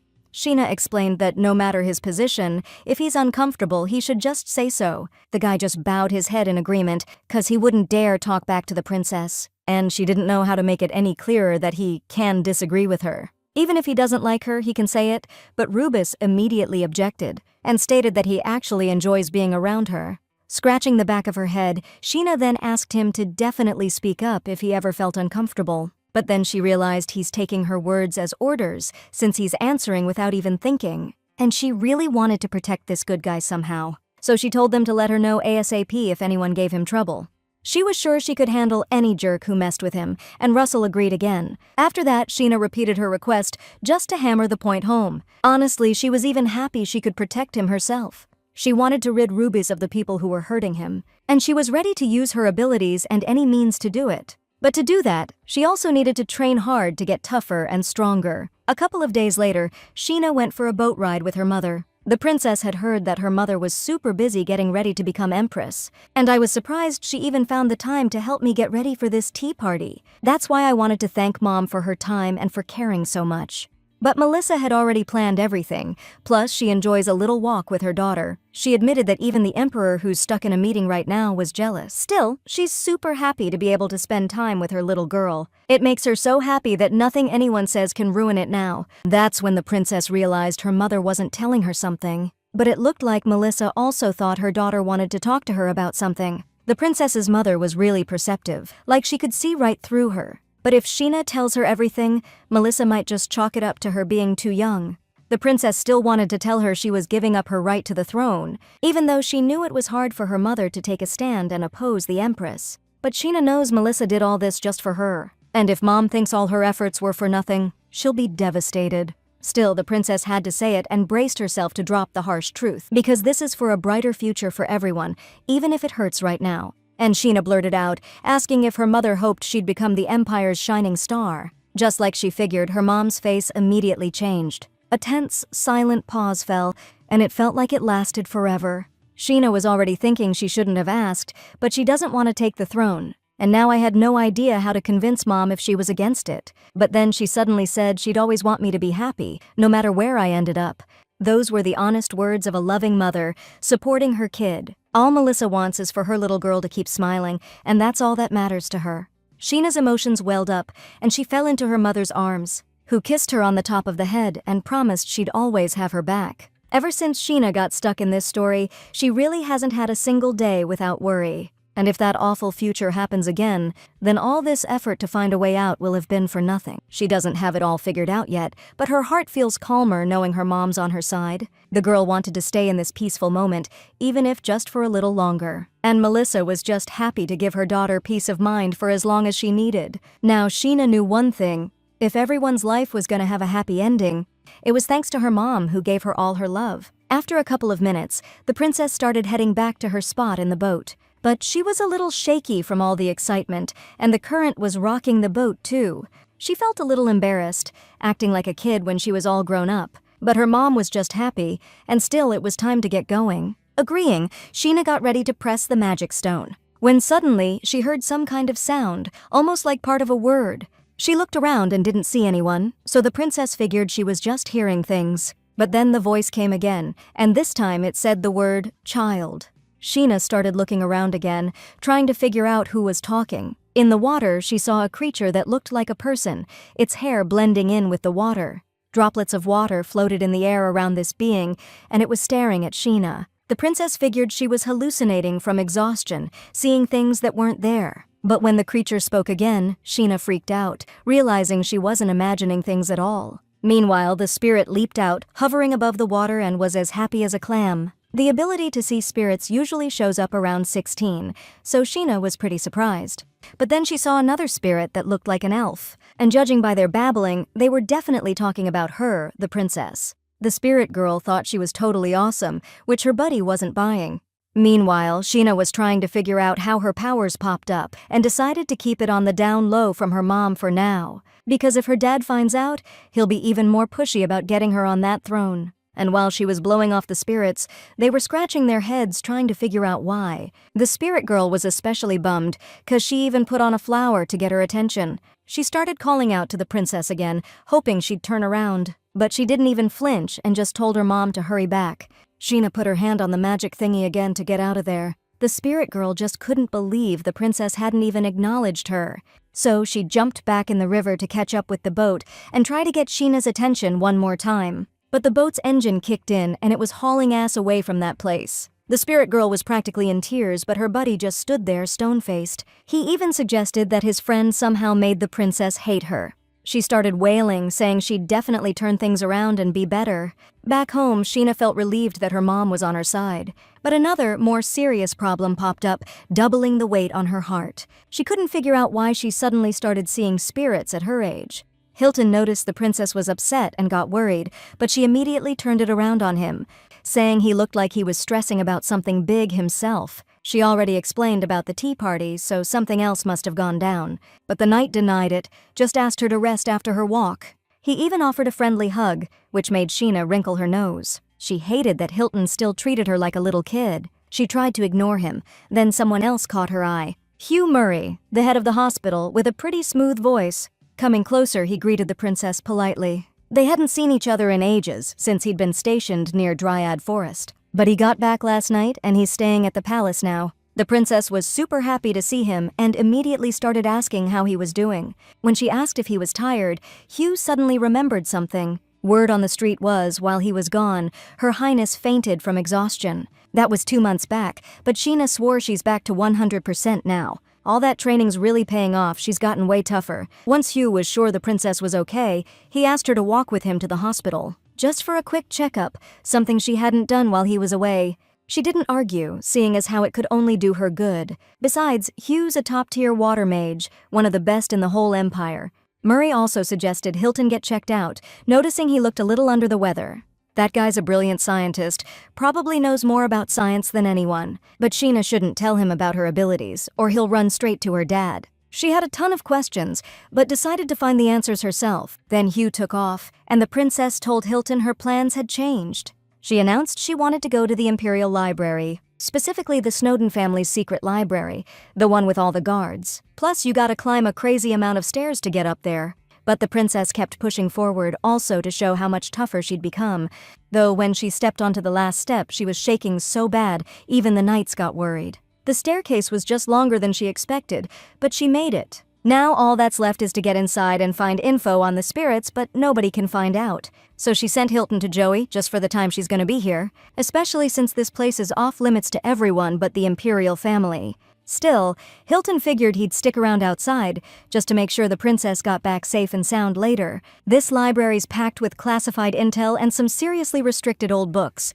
Sheena even wondered if she could find what she needed, but she wasn't giving up hope. After poking around the shelves for a bit, the girl found the right book, written by Spencer Van Whitesnow, the 15th Emperor and a water mage. He put together a book of spirits so his descendants could learn more about him. People gave spirits names for convenience, but those weren't their real names. 'Cause being nature itself, they don't really have a name or even a fixed shape. Most of them show up looking like fairies, and they're loyal to whoever summons them. Once you've got that connection, mages can tap into elemental powers. Water mages, for example, have healing powers and become healers. Now Sheena understood why that spirit girl was calling out to her so desperately. But right now, she needed to figure out how to stop seeing spirits, and a way to slow down these abilities that were kicking in way too early. After flipping through the book a bit, the princess found what she needed. But when she read about the only way to get rid of them, she instantly started shaking in terror. She couldn't believe there wasn't another way, and the panic turned into straight-up anxiety. She got so worked up that in a fit of rage, she yanked her hand, and the book ripped in half. The thing is, once abilities show up, they don't depend on what you want anymore. They keep leveling up until they hit their max. Basically, there's no way to unsee the spirits, so she just has to learn to tune them out. Sheena couldn't even imagine how she'd manage that when they keep bugging her. After that outburst, the princess just felt drained, and she realized with a heavy heart that she had a tough road ahead. Before long, Sheena could run a full 5 laps, which she was stoked about, hoping she could start sword training tomorrow. The girl was super happy. She'd been waiting for this moment forever. But a week later, she was back to feeling totally wiped. Russell was teaching her the moves, but her hands kept shaking like crazy. She was trying her best, but things didn't always go as planned. Wanting to help her highness out, Ruby stepped closer to show her the best way to hold the sword.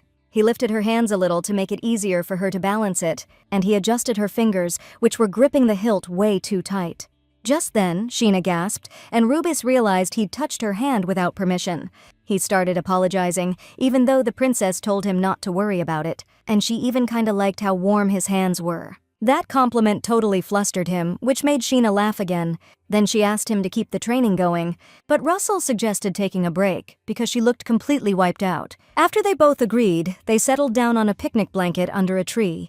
The princess took a closer look at her mentor, noticing he didn't seem tired at all. He didn't even look like someone who'd just finished a morning workout. Then she asked when they were going to spar together. Since she's into fencing, she's got to give it a shot at least once. Even though she knew there was a huge difference in their skills and strength. But like Russell said, after about 30 years of hard training, she might have a chance. Realizing that was a super long time, she figured she'd just focus on bulking up and leave it at that. Then she pulled out a jar of treats. She brought something new today. The guy carefully took the jar and quietly thanked her. She noticed that despite her initial intentions, Russell seemed pretty chill. But she still wondered if he was really comfortable hanging out with her. Honestly, she was worried about getting in his way, since he's a busy guy. She just hoped that this time together was actually relaxing for him. And now the princess was challenging him to a fight, 30 years from now. She hoped that even after all that time, they could still smile at each other like this. A few days later, Sheena felt rested, relaxed, and light as a feather. She didn't have to go to training today because Russell was busy with his own stuff. Joey figured he was under the weather, but the princess had no clue.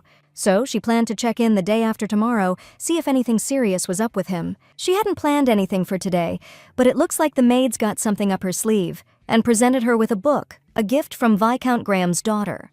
Joey suggested Sheena get some reading done and went to fetch her some tea. The princess got curious about what kind of book the Viscountess had sent. The attached letter explained that it was a new novel by Madame Therese. Emily Graham also asked her to share her thoughts at their next tea party. Sheena was pretty ticked off, because she wasn't into those kinds of novels. She wanted to send the book right back, but that wouldn't exactly be polite. So she decided to take a peek, hoping it wasn't as bad as she thought. The novel is called The Knight's Mistress, and Sheena immediately knew what it was about. There's no way she could leave a book like that out in the open, so she started looking for a place to hide it. If Hilton found out, he'd be back on his high horse, lecturing her about proper behavior. The second she thought that, she heard his voice right behind her. The princess was so startled, she dropped the book and froze, totally freaked. He walked right in without knocking, since the door was already wide open. He couldn't figure out why Sheena was so scared, but then he got curious about what she was reading. Hilton bent down to pick up the book himself, and the princess's heart practically leaped out of her chest. When he saw the pages and his jaw dropped, Sheena immediately yelled that it wasn't her book. The knight turned around and unexpectedly told her she wasn't ready for sparring yet. He said she's too delicate. She could easily get hurt. That's when Sheena realized he hadn't exactly read the right part of the book. He really did read that Philip was following the mistress's orders and started sparring. He'd only learned to wield a sword a few months ago, and everyone expected him to lose. But the instant the two swords clashed, everyone suddenly realized this guy was going to be the best knight ever. Hilton realized the princess wanted to spar too, but he strongly advised against it, 'cause even a wooden sword could break a bone, and her muscles are like a sparrow's kneecap. While Hilton was carrying on, the princess demanded her book back, saying it was a gift, and after hiding it in the dresser, she asked why there was a different guard this morning. At the request of Sir Richard, who's away on assignment, Hilton was helping evaluate the rookie knights today. Truth is, he was just running his usual sparring session in front of them. They started holding these sparring sessions as a tournament last week, and today was already the finals. All the competitions were held in the mornings, and Sheena realized how tough it must have been for Russell. But she didn't get why he hadn't said anything about it. She would have let him get some rest then, and congratulated him too, because she's sure Sir Russell will take first place in the tournament. Hilton got curious why the princess was so confident in Rubus's success. Still, he admitted that this guy's sparring was a real spectacle. Unlike regular knights, he wasn't using a family or standard fencing style. It was really interesting to watch him use his own unique style. No matter what anyone says, Hilton thinks he's got potential. The princess got worried that Russell might be hurt, and Hilton calmed her down. Now she can congratulate him with a clear conscience, maybe with a treat. That's when Hilton started to suspect the princess might have a thing for Russell. But he shut that thought down right away, knowing that's just not possible. He even scolded himself for letting those thoughts creep in, telling himself he's just concerned. Later, Sheena went to the kitchen and helped out a bit with making pies and cookies. The cook made some sugar-free rolls separately, thinking the princess might want some. Sheena took a bite and thought they were tasty and light. She thought her brother would like them, but then she remembered how he suspected her of poisoning him. And now she was stuck, not knowing what to do, knowing she was probably going to get shot down again. Meanwhile, the baker offered to wrap up those rolls for her separately, but she decided to just grab the pie for now and come back for the rolls later. After getting rejected last time, the princess hadn't seen Aiden, especially since he's always busy. But even so, she could just suck it up and go talk to him again. Sheena didn't even understand her own behavior, because she was totally trying to get closer to him, and she needed to get her courage up to make the first move, 'cause there's no avoiding this. She's gotta face this head on, even if it goes nowhere, and then figure out what to do next. And then, bam, there he was again. Sheena totally wasn't expecting to see him so soon. Aiden noticed someone was nearby, but when he turned around he didn't see anyone. The princess got so freaked out she bolted behind the corner. Her body just reacted on its own the second she saw her brother, but she did catch that the prince looked surprisingly cheerful. It crossed her mind that something good must have happened to him during training. Peeking out from the corner again, she suddenly noticed blood on his hand. And her heart started pounding even harder, realizing her brother was hurt. Now she couldn't stay hidden anymore and immediately went to him. Grabbing his hand, Sheena anxiously started asking what happened. The wound wasn't big, but the girl thought there was way too much blood. And she was about to call a doctor right away, but Aiden started to resist. Saying it shouldn't matter to her at all, he basically rejected her again. Sheena knew that, but leaving a wound like that could get infected. Aiden, seeing his sister wasn't planning on leaving, wanted to tell her to scram again. But the princess just reached into the basket wanting to help her brother somehow. And pulling out a cloth, she only asked to clean up the wound a little. He still needs to train after all, and she tied the piece of fabric around his arm herself. The prince gave Sheena a look of disapproval, and she knew she'd crossed a line. Because of this, Aiden would hate her even more, but she couldn't just ignore his injury. She only apologized for getting in his way, wishing him to be careful. The princess didn't know if he'd toss the cloth right away or how long he'd be ticked off about it. Thing is, she did it 'cause she wanted to help, and then she sees the prince just walk right on by. That threw Sheena for a loop. She even turned around to make sure she wasn't seeing things. The dude just kept walking, not saying a word, but his hand was clenched tight around that cruddy bandage. The prince got back to his office, where his assistant, Oscar, was waiting with news. Apparently, His Highness has been keeping Count Albans waiting for half an hour already. But then the guy noticed the wound on the prince's arm and started fussing like a mother hen. He was about to call a doctor too, but Aiden shot him down again, said it'd be a waste of time, and then asked about the count. Hearing he was chilling in the drawing room, the prince told him to have him come to the office. Count Blythe Albans didn't waste any time and was sitting across from His Highness in under a minute. First, he gushed about the place, especially digging that tapestry. He'd heard the Empress herself brought in a master craftsman from back home to make it, but the prince didn't want to waste time on small talk and asked the guest to get straight to the point. So the guy dropped the news that the princess had gathered the daughters of influential families for His Majesty. Turns out Aiden already knew that and just got pissed that the Earl was wasting his time. Blythe went on, saying Her Highness had become chummy with the daughters of families who carry weight with His Majesty, and that since Aiden's mother died, Sheena had been slowly climbing the ladder. The prince's anger just kept building. He didn't get what Albans was implying. So he spelled it out. There's a meeting planned at his estate with people who are backing Her Highness. The Earl was hoping the prince would be there too, but he shot it down. He just doubled down, even angrier, saying if the guest didn't have anything important, he could get lost. Looks like the Count didn't get the hint to shut his trap. He just started yelling louder about offering his help.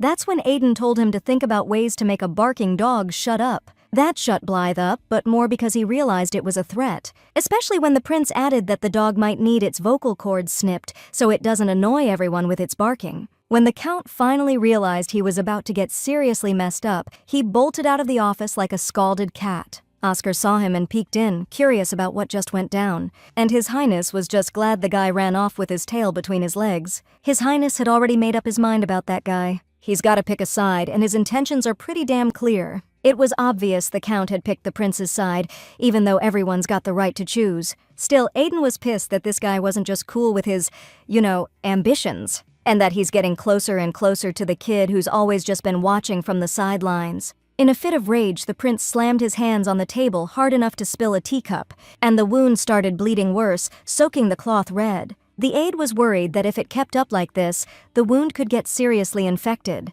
Oscar insisted on calling a healer, but he was ordered to clean up the mess in the study first. The prince just slumped into his throne-like chair and got lost in his thoughts. He remembered his mother, always telling him he had to become the glorious son of the Empire, which meant he couldn't get involved with anything that could tarnish the prince's image. He absolutely can't give that other little punk a single break. His mother's words, that he had to become the Empire's shining star, kept echoing in his head. Meanwhile, Sheena went straight to Russell, demanding to know who hurt her brother, and with a guilty look, he confessed that he was the one who did it.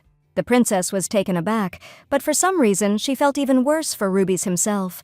She understood it happened during sparring and wasn't about to scold him for it. Then she asked if her mentor had gotten hurt himself. He was fine, but he was eaten up with guilt for injuring the prince. Then Sheena told him not to beat himself up about it, because anything can happen during sparring. And then she admitted that she'd seen her brother, and he looked happy. His Highness Aiden's crushing it in all his classes, but fencing, that's where he really shines. And Russell, who's got even more raw talent, should give him a serious challenge. If I remember right, he said he loves going up against tough opponents. Still, the princess didn't think these two were supposed to meet this early.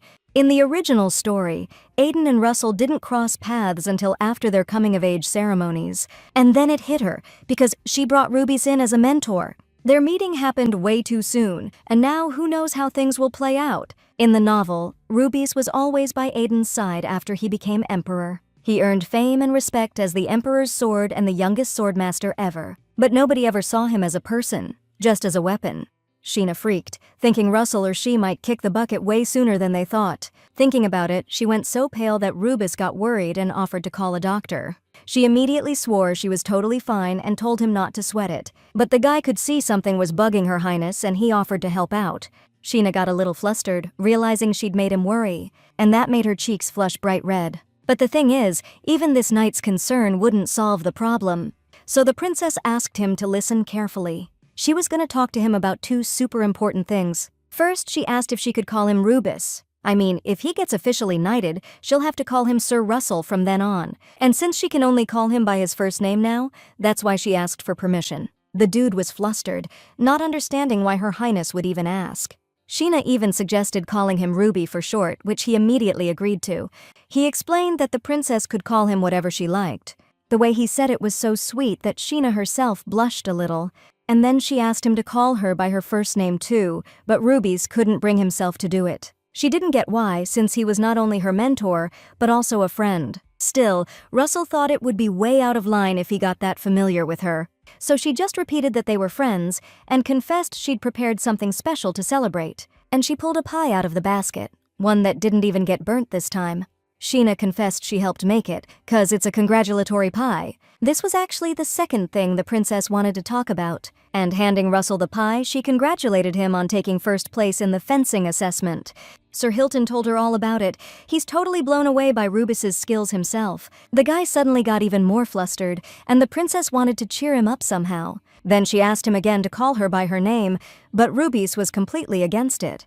Seeing he wouldn't budge, the girl admitted she had another gift for him, warning him that if he refused it, she'd order him to call her by her first name. She gave him a favor ticket, and she'd listen to any request he had. The guy hesitated again, but then an idea popped into his head. He slid the pie that was between them a little to the side. Russell leaned in closer to the princess, like he was about to whisper something, and very quietly asked if Her Highness would allow him to hold her hand. A silent pause hung between them, and it felt like forever. The princess's face instantly turned a bright shade of red, except for her two blue pupils. She thought Rubis was proposing marriage or something super romantic. As soon as she could speak, she explained that they weren't that close yet. The guy apologized for being forward, saying he just couldn't forget how Sheena touched him recently. The girl was stunned, not remembering that ever happening. And Rubis brought up that she'd touched his hair a few days ago. Turns out the dude wanted her to mess with his hair again. The princess said it wasn't a problem at all. She actually enjoyed it. Then there was another pause, but this time Russell was waiting for Sheena to stroke him. The girl still couldn't get the color back in her face. She just nodded, saying she was ready to get started right now. So Russell bowed his head to her and looked down, trying not to make her uncomfortable. The princess carefully ran her fingers through his hair, gently touching his skin. Her shock had worn off, and she offered her mentor something more as a reward. But the guy preferred it this way. It was the first time someone had touched him so gently. And Sheena got it, especially since she herself loves having someone play with her hair. When she was a kid, she got her head patted a lot, and she was surrounded by affection. Unlike this kid, whose childhood turned out way tougher. And now Sheena wanted to give him kindness and tenderness, just like her mom did for her. After stroking his hair for a bit, she suddenly stopped, but not because she was bored. She hugged Rubis with genuine tenderness so he could feel the warmth. She also whispered softly that he was her friend and she was super proud of him. Russell, afraid to move and ruin the moment, thanked her for that. And Sheena asked him to call her by her name, not her title, in moments like these. She knew it would be hard for him to do right away, but she asked him to call her Sheena in the future. A week later, the imperial family gathered for another meeting. Sheena noticed her brother had finally gotten treatment, and his wound was healing. It was too early to say they were closer, but at least he took her advice. They were waiting for their father, who soon arrived, and the meeting could begin. They'd be discussing Wynn's proposal to increase grain production instead of giving up part of the forest. They're still demanding the whole territory, but the Empire can't agree to that. Even if it means all-out war, Emperor Dagon refuses to give them what they want. The ministers started arguing it would be better to give in to avoid a conflict. They complained he'd forgotten the benefits and help they'd gotten from the Blessed Forest. Someone declared they couldn't rely on a forest that couldn't even develop on its own. The Chancellor was supposed to tell us about the measures to protect the magic stones, and he claimed we could make up for the missing ones with spirit stones. Said they're good for the long haul and we'll get benefits down the line. Thing is, spirit stones are way too expensive for regular folks, so the Chancellor suggested selling the more popular ones at a discount. Some of the ministers were still worried that war could break out any minute, especially with their succession fight, but that's supposed to stay within their borders. Still, just in case, the Emperor decided to beef up the military and send out an expedition. And if the Kingdom of Wind officially declares war, then Prince Aiden will be put in charge of the armed forces. The princess was worried that things had ended up like this. She knew Aiden would go to war, and victory would earn him the people's trust. But his path wouldn't be easy, and Sheena wanted to be by his side, to ease his loneliness. But there was no way anyone would let her go to war too. After all, not only did she lack any fencing skills, she was weak as a kitten. Suddenly, an idea struck the princess. Sheena remembered her awakened gift. She could see spirits. She was going to hide it until her brother was named heir, but things hadn't changed. Aiden is her precious brother, and she wants to help him with her abilities. So Sheena decided to head to the lake after the meeting and talk to the spirits. That's when she heard a delegation from the Rhine Kingdom would be arriving for the prince's birthday. And it wasn't just some representative, the queen herself decided to come. Hearing that, the princess was a little thrown. I mean, that queen is the late empress's sister, but she didn't even show up for the funeral. You'd think she'd be worried about her nephew now. But the thing is, Rebecca Rhine will turn on Aiden after pushing him to rebel. Sheena started racking her brain on how to keep that woman away from the prince, but her father already agreed that someone of high rank would greet her. Then one of the advisors suggested that the prince himself should do the honors, since Queen Rhine is coming specifically to meet with her nephew. When Aiden was asked, he swore with a stone-cold face that he could handle the assignment. Not wanting to leave him alone with that lady, Sheena also volunteered to go to the meeting. She explained it by saying she wanted to help her brother out, and she was sure her help to the queen as a woman would be more useful. The prince tried to argue, but Sheena insisted she just had to help. Then, almost invisibly, she clenched her fists, praying her dad would let her go with her brother. Since she demanded it so forcefully, the emperor couldn't refuse his little girl. The girl was so happy it was like she'd won the lottery. But her joy was being burned by her brother's angry, devouring glare. After the meeting, Sheena went to the lake as planned, making sure she wasn't being followed. Leaning over the water, she quietly started calling out to the spirits, hoping they'd show up right away. But when nobody appeared, she got louder, begging the spirit master to come to her, just once. For a while longer, silence continued to reign over the water's surface. And the princess couldn't figure out why no one was coming to her. She can't take a boat either, since this is a secret visit. Sheena even thought about swimming to the middle of the lake so she could call the spirits from there. Suddenly, she noticed a creature pop its head out of the water, looking like a blue otter. The princess hadn't heard of animals like that, but the creature's eyes seemed familiar. And then she remembered that spirits don't have a fixed form, so they can appear as animals that represent them. Getting a closer look, Sheena realized it was the same spirit girl who'd spoken to her before. The spirit floated over to the princess and asked if she could have a word. Sheena immediately explained that she'd ignored them last time because of, stuff going on, and she asked her not to be mad, hoping she hadn't hurt her feelings. But the creature just grinned, touched by the princess's honesty. She even reached out a little paw, which Sheena gently touched with her fingers. She still felt bad about blowing her off last time. She was just so darn cute. As an apology, the princess asked the otter to accept a gift from her. She took the ribbon from her hair and tied it in a pretty bow around the creature's neck, saying that the blue really suited her and she was super happy. But then this wisecracking willow spirit shows up and starts making fun of my friend's look. Sheena didn't even notice the second spirit pop in and figured he'd been tailing them. Still, she told him to lay off the spirit girl because the ribbon's actually pretty cute. She even promised to bring a waterproof ribbon as a gift next time.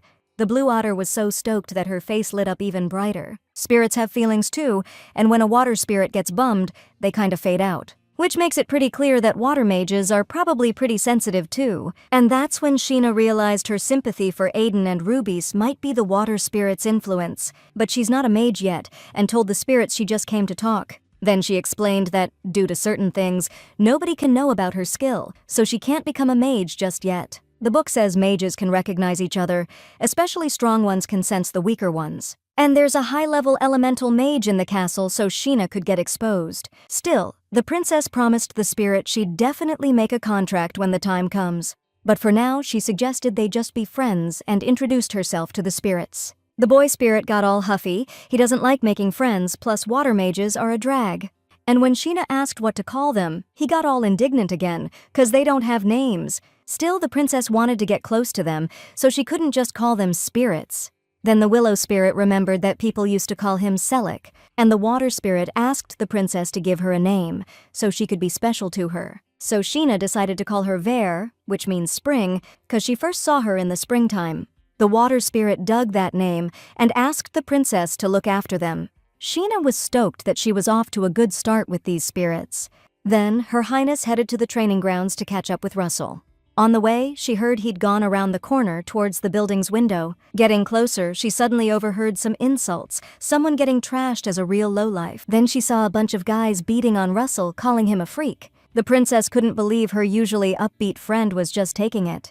They were jealous he took first place and figured it was some kind of cheat. The main bully didn't buy that their loss was legit. One of the guys actually agreed with the result, which just pissed off his buddy even more. And he was also pissed that Russell got the princess's mentor gig. When his buddy agreed, the disgruntled knight suggested taking things further. Harry asked where exactly, and the guy gave him this wicked grin. He decided to show Russell his place, like the devil's reject he is. The guys were salty that Rubies had gotten so much, like he was riding a lucky streak. And if he got it all through dumb luck, he needs to know his limits and back off. Russell didn't even think he was the right guy to help Her Highness, and he understood why these guys were demanding he resign immediately. For the first time, greed took hold of him, but even if it only lasted a few minutes. Until they kicked him to the curb, Rubis wanted to stay close to her, so he straight up told those bullies he wasn't doing what they wanted. The knight, already ticked off, got even angrier. So angry, in fact, that he punched Russell right in the face, leaving a mark on his cheek. And then they started calling him a demon spawn and a low-life scumbag. The old Rubies would have returned the favor, punch for punch. But he didn't want Her Majesty to worry, so he held back. That's exactly when the princess showed up and decided to step in. The knight snapped to attention, totally surprised to see her. She demanded an explanation right then and there, and warned them not to even think about lying. Rubis was the first to speak up, saying he was just having a friendly chat with his buddies. But Sheena wasn't buying into their chivalrous BS, and figured she'd be next on their hit list. I mean, they didn't hesitate to treat her mentor like dirt, so she knew it'd be even worse for her. Their attitude seriously ticked off the princess, and she made it clear, from now on, any disrespect aimed at Sir Russell would be considered a direct insult to her, and messing with a member of the royal family comes with serious consequences. She suggested they watch their mouths if they wanted to keep them. Then, the princess offered her hand to her friend and told him to come with her. Rubis followed her, and those knights were kicking themselves for getting caught out. On their way, it started raining, and Rubis suggested Her Highness find some shelter. He even offered to find someone to fetch an umbrella. But then he noticed Sheena's face, sad and judgmental at the same time. He figured something was bothering her, but the princess wanted to know why he was acting like that. Specifically, why he silently took those insults and didn't even get mad. That's what ticked the princess off, but Russell didn't know how to explain his choice to her, and she reminded him that he should call her if anyone started messing with him. Sheena didn't scold him for long, then she touched his bruised cheek, and Russell felt like something hot was pressing on his chest. He'd be better off if she looked down on him, like everyone else did. His earliest memories start in an old warehouse with no windows, and there was only one lamp that worked, but it was way too dim. The darkness didn't scare him, he just felt like if the lights went out, demons would drag him down to hell, since his eyes were just like theirs. Russell wasn't allowed outside, but a spark of hope was growing inside him. And one day, he decided to leave that room, which had a window right outside. That's when Ruby saw the sky for the first time, and it captivated him so much he forgot the real danger. The reason he was locked up, Ruby's was considered a cursed spawn. They kept telling him someone like him wasn't allowed to enjoy the sight of the sky. And when they saw him outside his room, they immediately smashed a wine bottle over his head, saying he better not walk around with his head held high until he gouged his own eyes out. The shards fell near the boy and he cut his fingers. His own father wanted him to use these shards to gouge out his eye. Rubis reached for his brother standing nearby, but the guy didn't even flinch. Then he just turned away, like he was too disgusted to even look at Rubies. He just said someone like him never should have been born in the first place. Those words cut deep, especially coming from his own family. But Rubis agreed, though it was more out of desperation than anything, because after that they sent him to battle, forcing him to kill people. And he often had to wash himself in the blood of others. That's why Rubis thought someone like him didn't deserve to live. He was sickened by the fact that his life was like a total nightmare. Even after he joined the squad and started training with the others, they still looked down on him. They were always calling him a freak, saying he was just getting in the way. A few guys were kinda neutral, but nobody wanted to be his friend. Everyone figured they'd rather kick the bucket than share a room with some dude with red eyes. Then the princess showed up on the training grounds out of nowhere, but he didn't even notice. He just listened to the others gossiping about why she was there. He only glanced at her when the knights started going on about how hot she was. But it didn't change anything for him, 'cause he'd already accepted his life was a total drag. Still, his brain kinda short-circuited when the princess called him handsome. And when she looked at him like she was impressed, Rubis thought he was dreaming. Something told me this dream was about to turn into a total nightmare. Then the guy turned away, figuring the princess was feeling awkward. Right then, they called a break and started handing out snacks that Sheena brought. When it was his turn, Richard told him to take the gift and be grateful. The guy had lost all faith that there was even one person left who'd be nice to him. But then the princess announced she specifically wanted him to be her tutor. And Rubus was thrown for a loop, not understanding why Her Highness was smiling at him like that. He could hear the other knights bad-mouthing him again, calling him cursed, and he realized the princess didn't know anything about him, and she might seriously regret this later. But not only didn't she change her mind, she begged him even harder to say yes. After that, Russell didn't see how he could refuse this young lady, especially after she gave him those puppy dog eyes, the cutest thing ever. You just can't say no to a look like that, and Rubus silently nodded. The princess was so happy she grabbed his hand and started thanking him. The guy was taken aback, because even when he saved his comrades during the war, he didn't get thanked like this. His feelings were all mixed up at that moment, but he was afraid of hurting her. Then Richard called him over and explained that Her Highness wanted to learn fencing, and asked him to be careful with her, since she doesn't know anything about it. Rubus agreed, even though he was sure he'd be tossed out before he could even show his skills. But time went on, and the princess didn't even think about getting rid of him. And she didn't look down on his eyes, but instead said they were really beautiful. The guy couldn't figure out why this girl was being so nice to him and didn't hate him at all. He still couldn't wrap his head around the princess's thoughts and actions.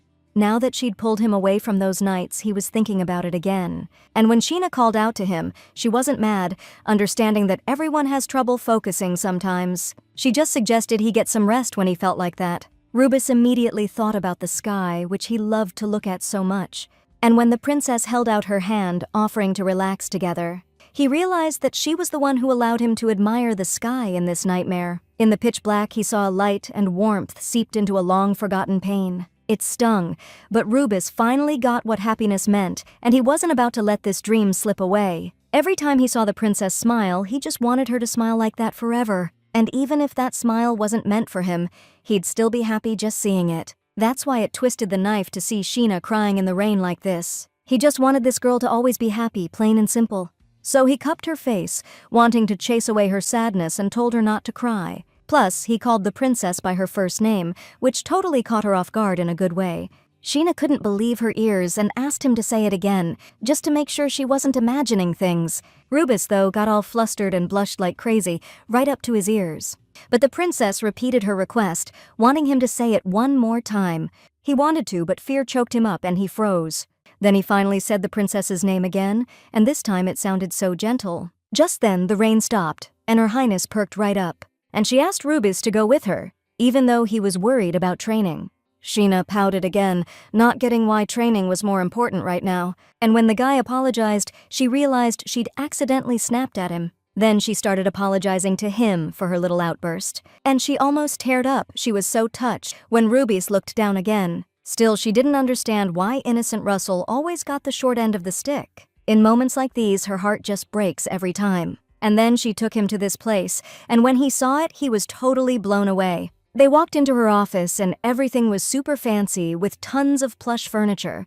The princess told Rubus to make himself comfortable and not to be shy. She wished he could relax in her room, but if her dad found out, all hell would break loose. But hanging out in the office shouldn't cause any problems. Just then, Alice and Joey came running in, like something was seriously wrong.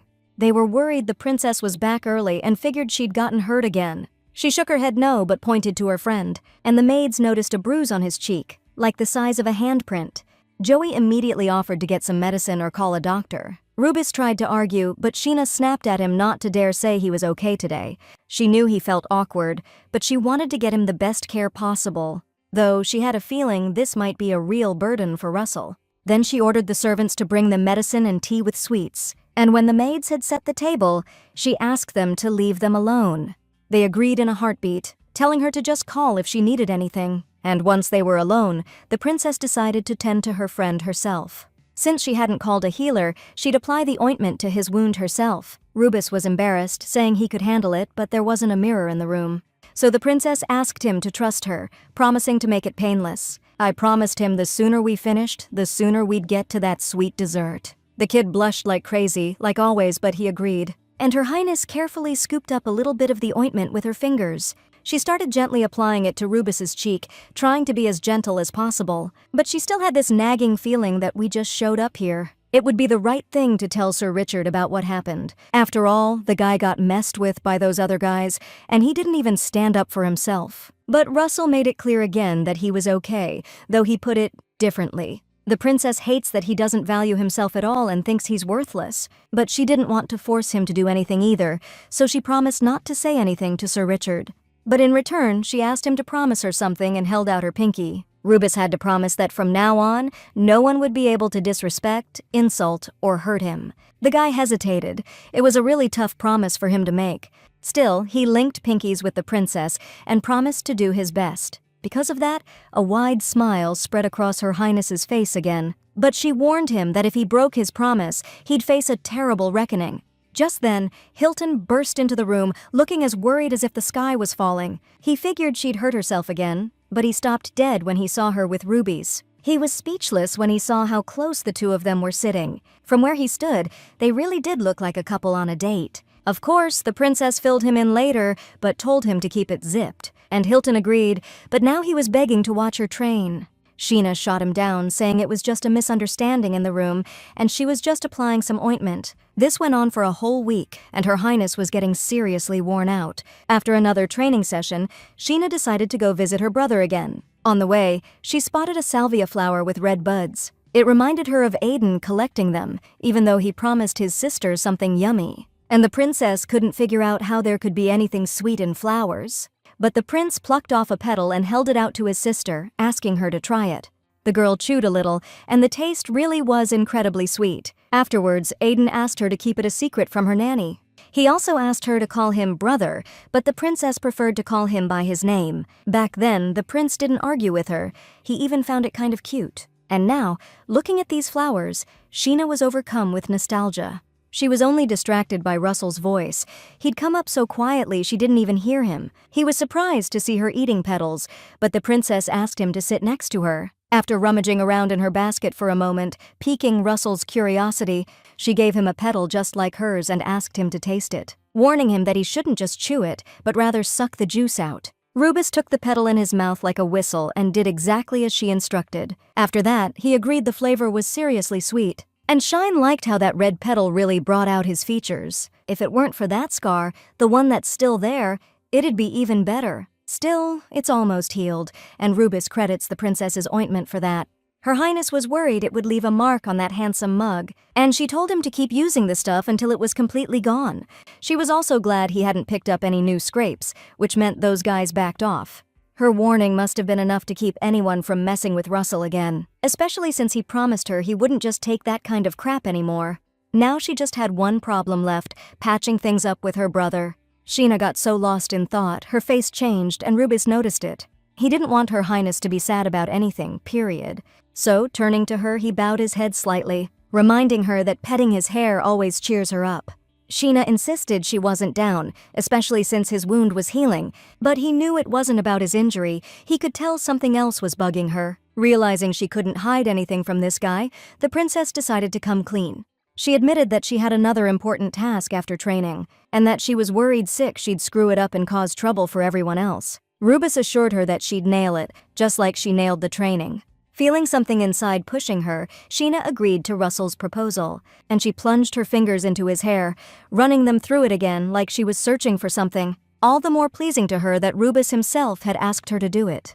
Somehow, this kid, with a word or a gesture, filled the princess with courage, and thanks to his support, it seemed to her that she could move mountains. But when they later brought her a whole stack of material to study, she realized she was wrong. The prince forced her to learn all this, and she had to get it done by tomorrow. It was like he wanted her to give up, because there's no way to learn that much in that time. Aiden even straight up said that Sheena could back out right then and there if it was too much for her. After all, he doesn't intend to keep a totally useless assistant around. That was a pretty harsh and insulting thing to say to a princess, and she immediately yelled that she'd learn everything, down to the last line, by tomorrow. His Highness just smirked, totally sure his sister was gonna screw up. Then he decided to end their meeting for the day, but Sheena wanted to help him with something else. To which he said the only thing he could give her was more stuff to study. And he repeated that if she wasn't confident, she could just bail.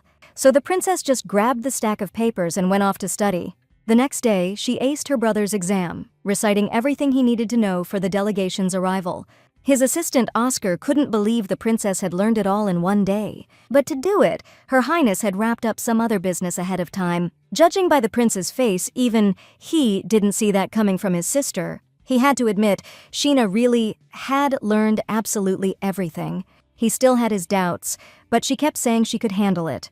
She even offered to cram something else right now if she wasn't up to snuff. The girl was genuinely asking her brother to help him out with this gig. For a while, Aiden just stared at her, silently weighing the pros and cons. As much as he didn't want to, he agreed to let her work in his office. He warned her she had to be ready for anything, but Sheena was stoked. With that, he said goodnight, and his assistant told Sheena to call him Oscar. The princess flashed a satisfied smile, because a new chapter of her life was beginning. But the second she stepped out of the office, she felt her whole body start to tremble. Sheena couldn't believe she'd be working side by side with her brother, and she decided to share the awesome news with the spirits ASAP. The princess headed to the lake, skimming a leaf across the water, calling for Ver. But when nobody showed up for a while, she started getting pissed. And just then, a hand shot out of the water, snatching the willow leaf. Then Ver popped up completely, stoked that the princess had come to visit. Even though they'd seen each other yesterday, the spirit girl had already missed her. But seeing Sheena's angry face, she figured she was hurt and needed a medic, stat. While Sheena was trying to explain that she was totally fine, Selleck called out to them. He noticed the princess looked worried and asked what was up. Sheena admitted she just hadn't slept all night, but otherwise she was fine. Then she shared the good news that she'd be working with her brother from now on. That was great news, but it also meant she'd be seeing the spirits less often, which bummed out Vera, since she'd really gotten used to the princess. But the truth was, she'd be super busy and wouldn't be able to visit as much. If it weren't for Hugh and the other mages, she could just carry them around in her pocket. Vera was sad, but she understood that this was something Her Highness needed to do, and she hoped that when she was done, she'd come back to them, 'cause they'd miss her. She also told the princess to clean herself up and not go around looking so rough. Sheena's ready to roll. She's got to stop the queen from getting cozy with Aiden. But a few days later, the princess felt like a walking corpse. Aiden's got new duties, and he's cranking out documents like crazy. Her eyes were practically bugging out from reading nonstop. Plus, she was worried about her brother, who's been locked in his office. Sheena tried to clear her head, 'cause all that worrying wasn't going to shrink the stack of papers. Then she got her hands on the menu list from Scarlet Castle, where the queen's staying. Before she knew it, the princess's head just smacked the desk. When she finally woke up, it was night, and she had no idea how long she'd been out. Turning around, she saw a blanket draped over the back of her chair. Thing is, she didn't bring it herself, so she figured Oscar must have done it. But then she glanced at her brother, still glued to the table, and realized it could have been him too. Not wanting to play guessing games, Sheena just straight up asked if he was the one who covered her with the blanket. Deep down, she was hoping he was finally seeing how genuine she was being. But his answer was way harsher than she expected. He noticed she was dead tired and told her to go home and not bother coming in tomorrow. To Sheena, that sounded like he didn't want to work with her, like he was trying to get rid of her. She wanted to argue, but she couldn't find the right words. Aiden would just chew her out for falling asleep, so all she did was beg for another shot, promising it wouldn't happen again and she'd stay focused on the job. So the prince explained he had other commitments tomorrow, so she didn't need to come in. Whatever she had left, she could easily finish up the day after. And then it hit the princess. Her brother wasn't kicking her out, he was just giving her a day off. She was actually stoked that after all this time she could finally get some proper rest. Still, she was worried that her brother would keep grinding away without taking a break himself. Even after sleeping in, Sheena still felt groggy at breakfast. Mom was worried the work was too much for her and suggested she take even more time off. But the princess wasn't backing down, especially since she wasn't even doing half of what Aiden does. To which her father replied not to compare herself to him, since she's still so young. Sheena wanted to point out that her brother wasn't exactly ancient either, but that would probably just make things worse. Dad always used to take her side in situations like this, you know? And she didn't want Aiden to get hurt because of it again. So, to change the subject, Sheena apologized to her mom for not being able to make it to the tea party. Melissa wasn't mad. She said there'd be other chances, and right now, Sheena should focus on getting better. Dagan backed up his wife, assuring the princess she shouldn't sweat it if she couldn't handle the job. Sheena wasn't totally following, so he reminded her about how she wanted to be involved in planning the event before becoming the successor. But it's never too late to learn. Even after she officially takes over, Sheena immediately shot back, saying she just wanted to help her brother out. But her parents thought her hard work would only benefit her in the long run. Realizing they weren't listening to a word she said, she knew she wasn't coming across the way she wanted. And now Mom and Dad are leaning towards her becoming the successor. Even though Melissa wasn't rushing to put too much on her daughter's shoulders, she reminded her husband that they needed to support her in everything. The Emperor was just worried that Sheena would feel awkward as the heir, and the girl was grateful her mother found the right words. Still, the princess has got to somehow explain to her dad that it was all a misunderstanding. But she can't shake this worry about Queen Rain being around Aiden. After breakfast, Sheena was gonna head to the castle, but figured it'd be better to check on Russell. She asked Hilton, who was trailing right behind her, when the knights get a break. He said they weren't getting a break, but the princess already knew that. And then Hilton reminded her that she shouldn't even go there in the first place. The princess didn't want him getting bent out of shape, 'cause he could tear this whole place apart. And since she had nowhere else to be, Sheena decided to head back to the castle. But then she remembered that Hugh had invited her to visit the hospital, so she decided to go there and grab something for her exhaustion while she was at it.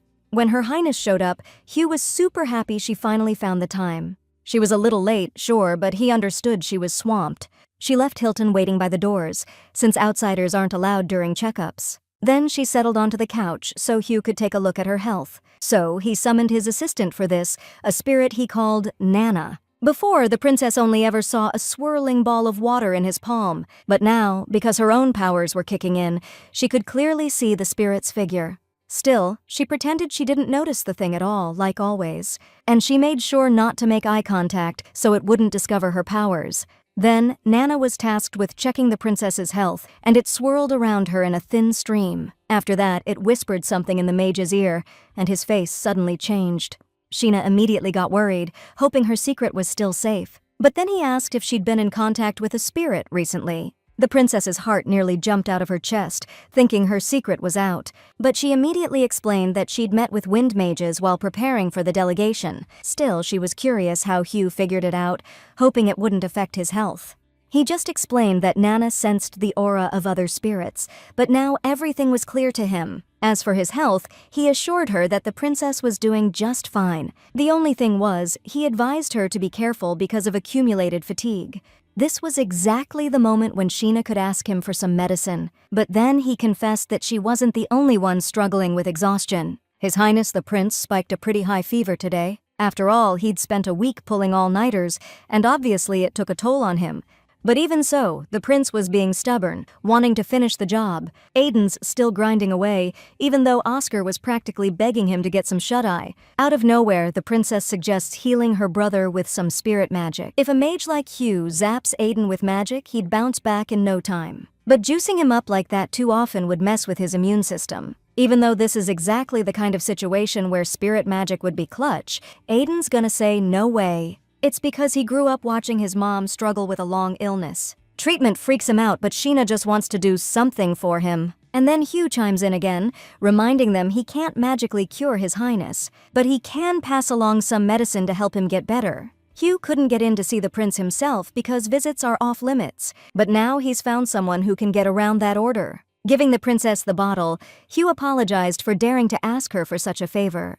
Later, Sheena went to her brother's room. He was already asleep, tucked under the covers. The room itself looked almost the same as hers, but the vibe felt different. You can feel the loneliness here, like it's taking shape from the air itself. Suddenly, Aiden woke up and started grumbling about his sister coming in without permission, and Sheena explained that she brought him special medicine to help him feel better. He kept complaining that he didn't need her medicine or her help, and demanded that she get out of his room immediately, hinting that she'd be in trouble for disobeying orders and coming in without permission. But Sheena just explained that since he's sick, everyone else is backed up too, and she's only offering to help so things don't fall apart. Suddenly, Aiden snatched the bottle right out of her hands. The princess even got scared he was gonna chuck it or smash it against the wall. But surprisingly, the prince twisted off the cap and started chugging the medicine straight from the bottle. After draining half of it, hoping his sister was happy, he told her again to get out of the room. Outside, Oscar was pacing like crazy with worry, and so was Hilton. And when the princess came out, he immediately started asking if the prince took the medicine. Plus, he was freaking out that he was done for because he let her in, disobeying orders.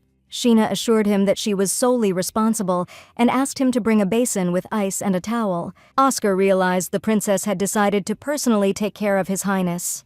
She felt guilty about the assistant, but she couldn't leave Aiden alone. And she knew this situation wouldn't sit well with her brother, but she still decided to help. Because if there's no one around when things get tough and you're hurting, that's the worst feeling. But if they face the hard times together, she believes she can ease his loneliness. Meanwhile, the prince had fallen asleep again, but even in his sleep he felt the pain. He remembered being a kid. He had a fever once and complained to his mom about the pain. The best doctors were called in to figure out what was making him sick. And after examining him, the doctor announced the prince's fever was from overexertion. He needed 4 days of rest, but his mother was worried because he'd missed the banquet. It's gonna be his birthday, and she demanded he be healed using spirits. The healer explained that if they use that stuff too much, it'll only make the prince worse in the long run. Knowing he was right, the empress dismissed the healer. Aiden was just barely coming around and started mumbling again about how much he hurt. That's when Joni explained to her son that a noble man doesn't lean on others for help. And even more importantly, a ruler can't show his pain. Because pain is a weakness, and that's something you just can't afford. When that weakness shows, even the smallest things will be enough to take you down. So to become a true monarch, Aiden has to get rid of all his weaknesses. The boy wasn't about to argue with his mother, but he was still in a world of hurt. He grabbed her hand, begging her to just stay with him for a little while. But the empress snatched her hand back and asked him, does he feel any animosity towards his cold-hearted mother? Joan wanted her son to understand. She was sold off like cattle to a man who looks at her every day like she's some kind of bug, and now she can't stand anything she used to enjoy. The empress wants to run them through and make their corpses bow before her. That's why she wants the prince to avenge her, because she can't do it herself. And who knows what will happen to her if he keeps spouting such nonsense. The little prince admitted his mistake and vowed to be better. His own mother demanded he make sure their corpses were left for her to trample, but she also begged him, even if he had to crush her too, he had to stay on top. Because the throne can only ever belong to one person. Aiden followed his mother's words and pretended he was fine, despite his illness. He gritted his teeth and endured the pain hundreds of times, for as long as he could, and spending time alone, he got used to suffering, abandoning all hope. And now, as the fever struck him again, it felt like his mother had come to him once more. But when he cracked open his eyes, he saw a completely different face. His sister was leaning over him, smiling, wishing him good morning. Aiden wanted to chase her away again, but for some reason he didn't. Later, while he was taking a bath, Oscar knocked. He announced that the princess had gone back to her place, but promised to return after lunch. There was something else the aide wanted to say, but he was kind of hesitant. And under the prince's reproachful gaze, he confessed that the princess had something she wanted him to pass on. After his bath, he went to the table and saw rice porridge with an egg. Aiden had to eat all of it, and then take his medicine. Then it turned out that wasn't everything Her Highness had instructed him to say. The thing is, if Aiden doesn't eat 3 times a day and get a full night's sleep, she simply won't let him into her office and won't allow him to work. The prince was visibly annoyed by his sister's orders and the fact that she was calling the shots. But Oscar swore she was worried about him, wanting him to get better so work wouldn't stall,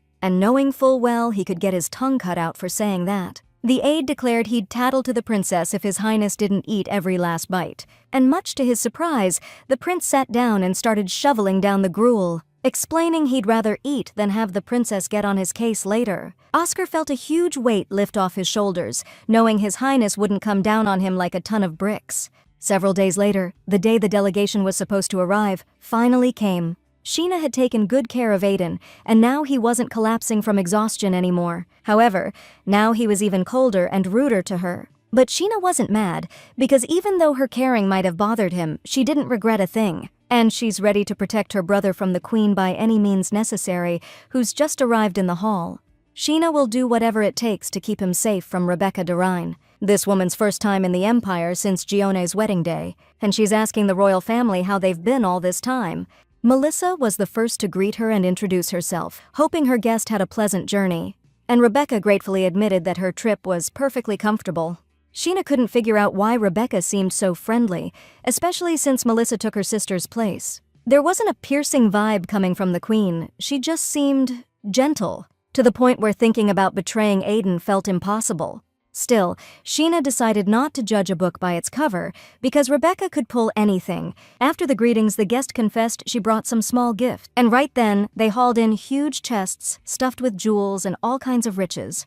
The emperor actually felt awkward, but Rebecca just asked him to accept them. Then she asked if she could cook something since she arrived for His Highness's birthday. He's her only blood relative, and she hasn't been able to take care of him until now. The princess listened to her every word, and so far there was nothing to suspect the queen of. But the fact remains, she came to nudge Aiden along with her own agenda. And now, this woman approached the prince and introduced herself properly. His Highness returned the greeting and told her to make herself at home. The queen was thrilled she could finally see her sister's son. Looks like she was happy to see how much he'd grown by then. But the next instant her face changed just for a second, and the princess sensed a dark and nasty vibe coming from her. It felt like the queen was sizing Aiden up like he was just a piece of meat. Sheena couldn't just stand by and watch, so she immediately went over to say hello. Putting on a smile, she introduced herself properly like a princess should. And Rebecca glanced her over too, noticing how much she looked like her brother. Those words sounded like a nice compliment, and they made Sheena happy.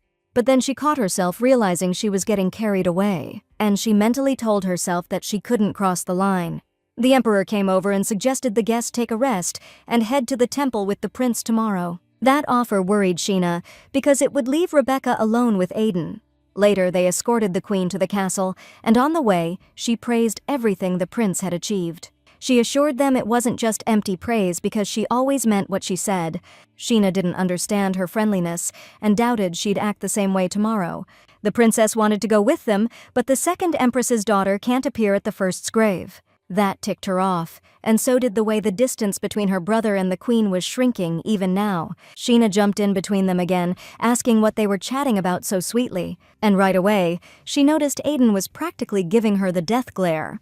Rebecca explained that she was praising the prince and that she regretted they hadn't met sooner. Besides, she's his only relative, but Sheena argued that he has a sister and a father. And the princess complimented his skills, the same ones all the professors praise him for. They say Aiden is like a precious gem, matching his birth month, a chrysolite. It's a stone that shines brightly in the dark, and in the past, the word referred to the emperor. The princess knew this from her royal studies. All the while, she wondered how to keep her brother from being isolated in the castle. While Sheena was talking, Aiden decided to shut her up. But then Rebecca jumped in, noticing that the two of them had developed a close bond. Sheena immediately confirmed it, saying they're family to each other. Soon they approached the castle, and the prince promised to send a servant before dinner. The servants then led the queen to a room that His Highness had been preparing himself for ages. Rebecca dismissed the maid, saying she'd call if she needed anything. And she was left alone with one subject who had urgent business for her. Without wasting words, the man pulled out an envelope with a seal. And handing it to the queen, he explained it was a letter from the Kingdom of Wind. It was delivered right before crossing the border, so it's obviously something important. The letter advised her to plant the seeds carefully, so she could reap the rewards one day. After reading it, she threw the paper at her accomplice and ordered him to burn it immediately. The people from Wind had been telling her this from the start, and she thought it was barbaric and ignorant. They offered her a deal, join them, and she'd get half the land where her nephew's blood would be spilled. Rebecca thought it was a damn disgrace to get letters like this as the ruler of a country. Even though she was shaking with indignation, the queen desperately wanted this land. She was ordered to make the prince kill his own father and plant the seeds of war. But the prince turned out better than she expected, so it's gonna be tough to manipulate him. And the emperor is openly showing his love and favoring the princess. If things stay as they are, the prince will be pushed out of the fight for the throne. So all the queen can do is goad Aiden into starting a rebellion. Not many countries want Wind to surpass them, and they'll back Snow if there's a war. But if the empire destroys itself, then we can confidently say that the land belongs to Rain. In that case, we shouldn't treat a good guy like a trained dog. Rebecca's convinced that telling the prince she's on his side will make him do anything for her. The servant wondered what she'd do with the little dog, suggesting they give it to Windu. But from the queen's silence, he figured out she's seeing the prince as her successor. Except she's already picked her own relative to take over. But the prince's skills are on another level. He's got what it takes to be a great ruler. Rebecca's sure that after all this, he'll fall right in line behind her. And her servant noticed that the princess is wary of the queen. But she wasn't worried, 'cause a kid can't know what even the emperor doesn't. Even though kids can be surprisingly perceptive, Rebecca's sure it's just childhood jitters. What bothers her more is how watchful the prince is.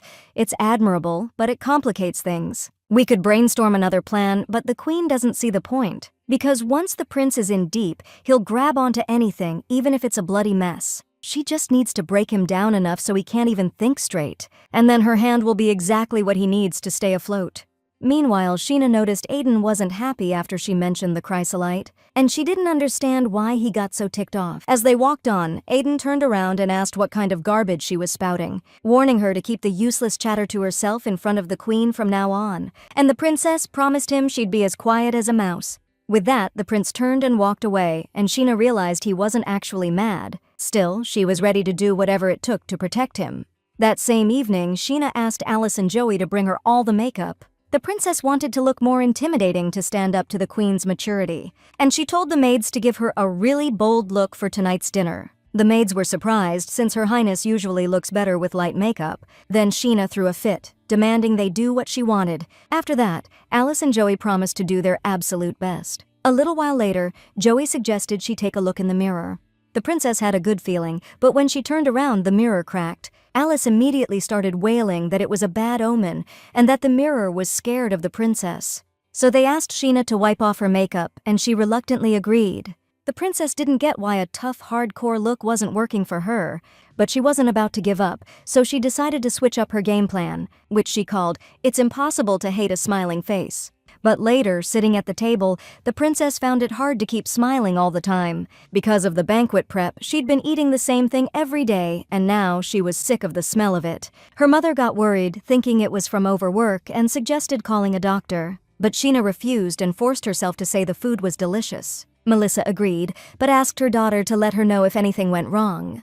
Then the emperor continued his conversation with Rebecca about their side's envoy, so the queen suggested the prince should pay them a visit. I mean, it's his mother's homeland, he could learn a ton of cool stuff there.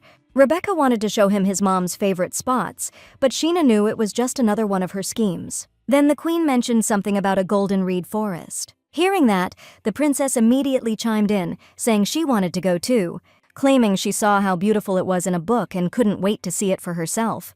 Rebecca pointed out that only the prince was invited, and that's when Sheena started laying on the guilt trip.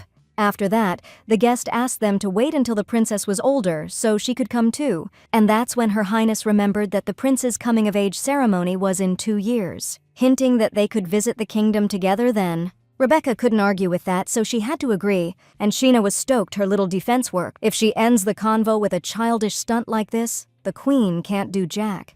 Just then they served dessert, specially made for this reception. The queen herself ordered a tart lemon sorbet, hoping Aiden would dig it. Sheena noticed her brother scarfing it down like crazy, which even she didn't expect. So she figured she'd try some too, and that's when Rebecca remembered Gioni also loved sour stuff. Especially the prince's mom, she was all about lemon-flavored desserts. The queen's playing on Aiden's feelings for Gion, poking at old wounds so he'll lean on her. But the princess ain't scared of her trying to use the prince to stir up trouble. She's worried she might hurt him with some of the things she says. The next day, when they went to the empress's grave, Rebecca started by asking if her sister had ever talked about her. And when she got a no, she explained it was because they didn't exactly get along. But that wasn't the only reason. The head of their country wasn't heartless. Still, he decided to send the second princess and make a political marriage with Snow. To appease the empire, the nobles were practically begging him to sell off the princesses, and the weak king couldn't refuse selling his own daughter. Watching him, Rebecca learned an important lesson. That weakness equals imperfection, but with strength, you can avoid that. So I had to crush my own flesh and blood? My own sister. This time's no different. It's just part of the process of grabbing the throne and imperial power. Inside the crypt, the queen expressed a desire to hear something about Gion. She knew it was too late, but she's still part of the prince's family. And that was the moment Rebecca declared she was on Aiden's side. The rain that day was like the world weeping with bitter resentment. A few days later, Sheena met with Russell, who didn't agree with one of her requests. And she figured it was because she's a princess. So she announced that she was giving up her title. Rubies tried to explain that wasn't how things worked and begged her to reconsider. So Sheena wanted to check out what's beyond the castle walls and asked Russell to go with her. He's refusing, and she was even ready to go solo, but the guy put his foot down. He explained it's too risky to wander around alone outside the castle, especially for a girl. Sheena kept pushing, thinking it's just regular folks living out there, but Russell said their everyday life could be a real hazard for her. That's why he was asking her to rethink this whole leaving the grounds thing.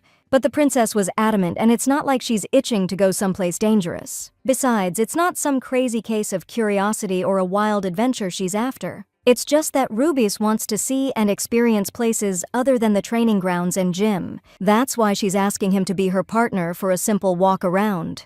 Sheena wanted a new experience, one she was ready to share with him. That little speech of hers really helped convince the stubborn old mentor. I mean, he couldn't exactly say no to Her Highness, especially when she asked so nicely. Plus, she reached out and took his hand, which was a definite bonus.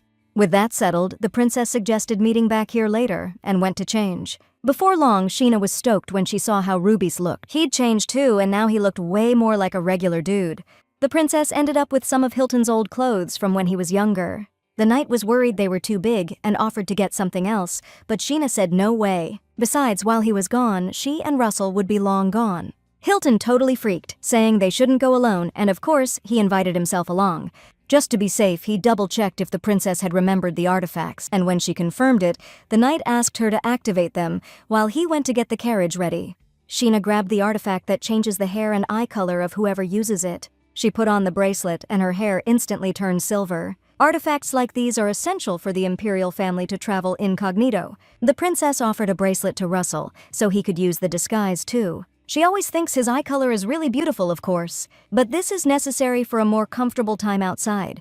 The guy hesitated, wondering if he was even allowed to wear imperial stuff. He even admitted he didn't want to change his eye color, 'cause the princess digs him. Pretty sappy confession, and Sheena wanted to talk him out of it. But she went along with what he wanted and threw her cloak over him. She told him to be careful so the disguise wouldn't fall off. And to sweeten the deal, she said she wanted to be the only one seeing how good-looking he was during their walk. Soon as they hit the city, the princess was like a kid, wanting to hit up every spot. To make things easier, she took on the name Aya for the time being, so Russell could call out to her. Sheena kept holding Rubus's hand the whole time, until he finally said she could let go, but she was worried she'd get lost if they weren't holding hands, even though Sir Hilton was right behind them, keeping a hawk eye on Her Highness. It's just that the princess wanted to make some good memories with Rubies. And after that, he didn't ask her to go separately anymore, especially since he himself enjoyed feeling the warmth of her hand. And Sheena noticed him being so sweet again that her heart almost couldn't take it. Next, they decided to grab a bite, and on the way they saw a man carrying a beam. Someone called out to him at that moment, and he naturally turned around, but along with him, the beam also swung through the air, right in front of the princess's face. Another man managed to pull them away at that moment, shoving them to the ground. But he didn't even apologize. He just told them to watch where they were going. Like it was their fault this whole thing even happened. The princess wasn't really focused on his complaints, though. She was fixated on his yellow eyes like a predator's. Noticing the princess had frozen up, Rubies asked if she was okay. Only then did Sheena realize she was in his arms, and she jumped back like she'd been burned. She did it so fast, she lost her balance and started to fall backward. The yellow-eyed blonde broke her fall, catching her hand just in time. He scolded her again for being so reckless. But then Hilton pressed a dagger to his throat and ordered him to let her go. He obediently released her, and the princess went back to her mentor. The yellow-eyed guy grumbled that he was being treated unfairly after his good deed. He also pointed out that none of this would have happened if the ladies had been properly escorted. Hilton let him go, and the savior decided to leave, wanting nothing to do with them. The truth was, this was Prince Cassiel, venturing into the very heart of enemy territory. He was accompanied by a subordinate who advised him against taking such a huge risk. But the prince didn't listen, just hurried him along because they had business to take care of. He was planning to meet with someone he considered to be a real piece of work. Meanwhile, Rubus was apologizing for allowing the stranger's rudeness towards the princess. But Sheena wasn't angry at all because even though the guy was a jerk, he still helped them out. She also told Hilton not to blame himself for the oversight since she was the one who rushed off like a maniac. But the knight wouldn't back down and advised her to have more guards assigned to her next time. The princess snuck out to get Aiden a gift that was way better than the queen's, and she wasn't coming back until she found the perfect thing. To keep the knights from freaking out, she promised to stay close by. She even held out her hands so they wouldn't lose sight of her. The guys were a little confused, so she just grabbed their hands herself, squeezing tight, which made her super happy, knowing they wouldn't worry so much. Then she bolted towards her goal, dragging the guards along with her. Every vendor on the street was trying to get her to check out their stuff. At one stall, she saw these really cool, colorful hair clips. They were all sparkly and shiny, but Sheena didn't think that was the right kind of gift for her brother. She could practically see Aiden vaporizing her with a look if she gave him that gift. The shopkeeper noticed the guy next to her looked similar and figured he was her brother, so he offered to help the confused sister with her selection. Rubus was surprised. They thought he was Sheena's brother, but the shop guy was convinced. Just like he was sure the redhead next to them was their dad or uncle.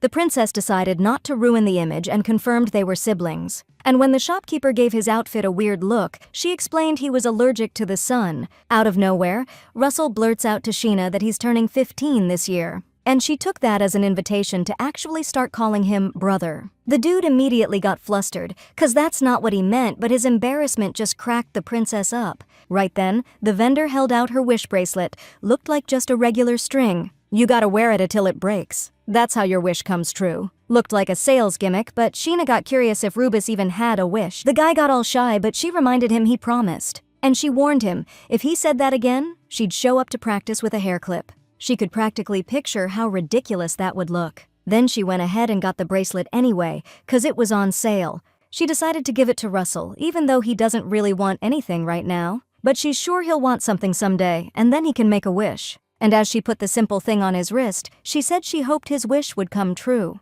The princess was getting hot on their walk and suggested they take a breather. Then she remembered Lady Lauren saying there was a bomb dessert shop nearby. They walked a little further and spotted a store crammed with goodies. Inside, the waitresses were decked out in pink, like fairy tale characters. And they greeted the guests like royalty, probably because of the hair clips. But what really freaked out Sheena was the overwhelming pink vibe. Hilton was also feeling awkward being called princess and all that, but the girls kept at it, showering them with compliments. The knight even took off the clip, but he was still reeling from the shock. In the shop, Sheena spotted a table where she and Russell could chill. Hilton wasn't having it though. He thought he should stick around and protect her. Sheena told him to chill out since they wouldn't be far apart. Then she asked him to order for everyone, calling herself princess. So there he was, scowling while Sheena was all chatty with rubies. Before long, a ton of different desserts showed up at the princess's table. She told Russell not to be shy and dig in, or she'd have to spoon-feed him herself. Once he swallowed his first bite, Sheena decided to try these amazing goodies for herself. As soon as the sweetness hit her tongue, she felt like she was in paradise. Even with the lemon flavor, they were sweet, and Sheena thought Aiden would really go for them. But then she realized a whole cake was out of the question, since she still hadn't picked out a gift yet. She was so lost in thought, Russell started getting worried about her.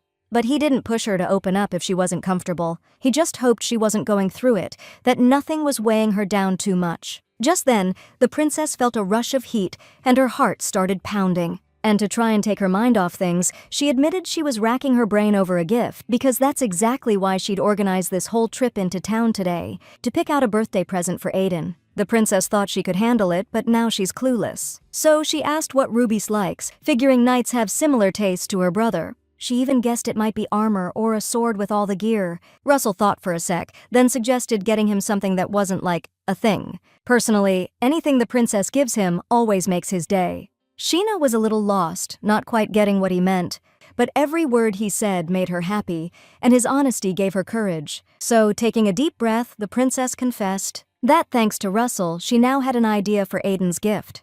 After a little while, Sheena managed to get what she needed, and she was grateful to her escorts. It was getting late, time to head back so Alice and Joey wouldn't worry. The princess enjoyed the outing, but her feet were screaming otherwise.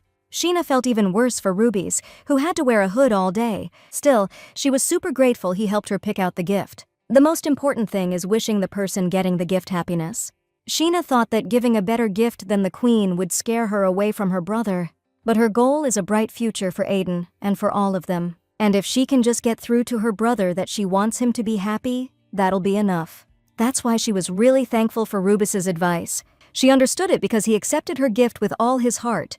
But Russell was also really grateful to the princess for inviting him along. While they were all lovey-dovey, some old crone in a cloak spotted them. When she saw the princess, she started shaking all over, smacking her toothless gums. And she immediately rushed towards them, saying she'd finally been waiting for their arrival.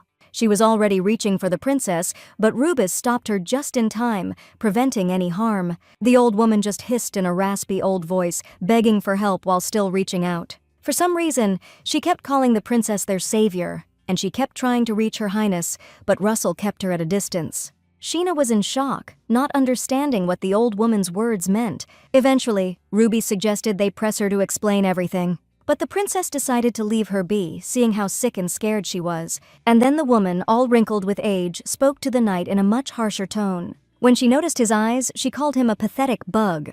She even recited his destiny, saying his wings would be torn off. Then she begged for mercy, reminding him it would be seen as a noble act. She called the princess a saint, which shocked her even more. The girl remembered that Nishina was a saint, and Rubis met his end like a bug. And now she heard the words she'd read in the original novel. This made it clear the old woman knew something, and she asked Rubus to wait. Then she turned to the old woman, demanding she confess who she really was. But bearing her gums, she just kept repeating that this guy was destined to die. She even described how, with his wings ripped off and fallen to the ground, he'd be buried in the snow, and his awful demise would be forgotten without a trace. Those words lit a fire under the princess, and now the old hag can kiss salvation goodbye. But she kept begging Sheena to ditch the kid and take care of a dying woman. Sheena shut her down hard, and the old woman's face twisted up in confusion. The princess wasn't about to help someone talking trash about her man, so, grabbing Rubus's hand, she said they should ditch this crazy lady.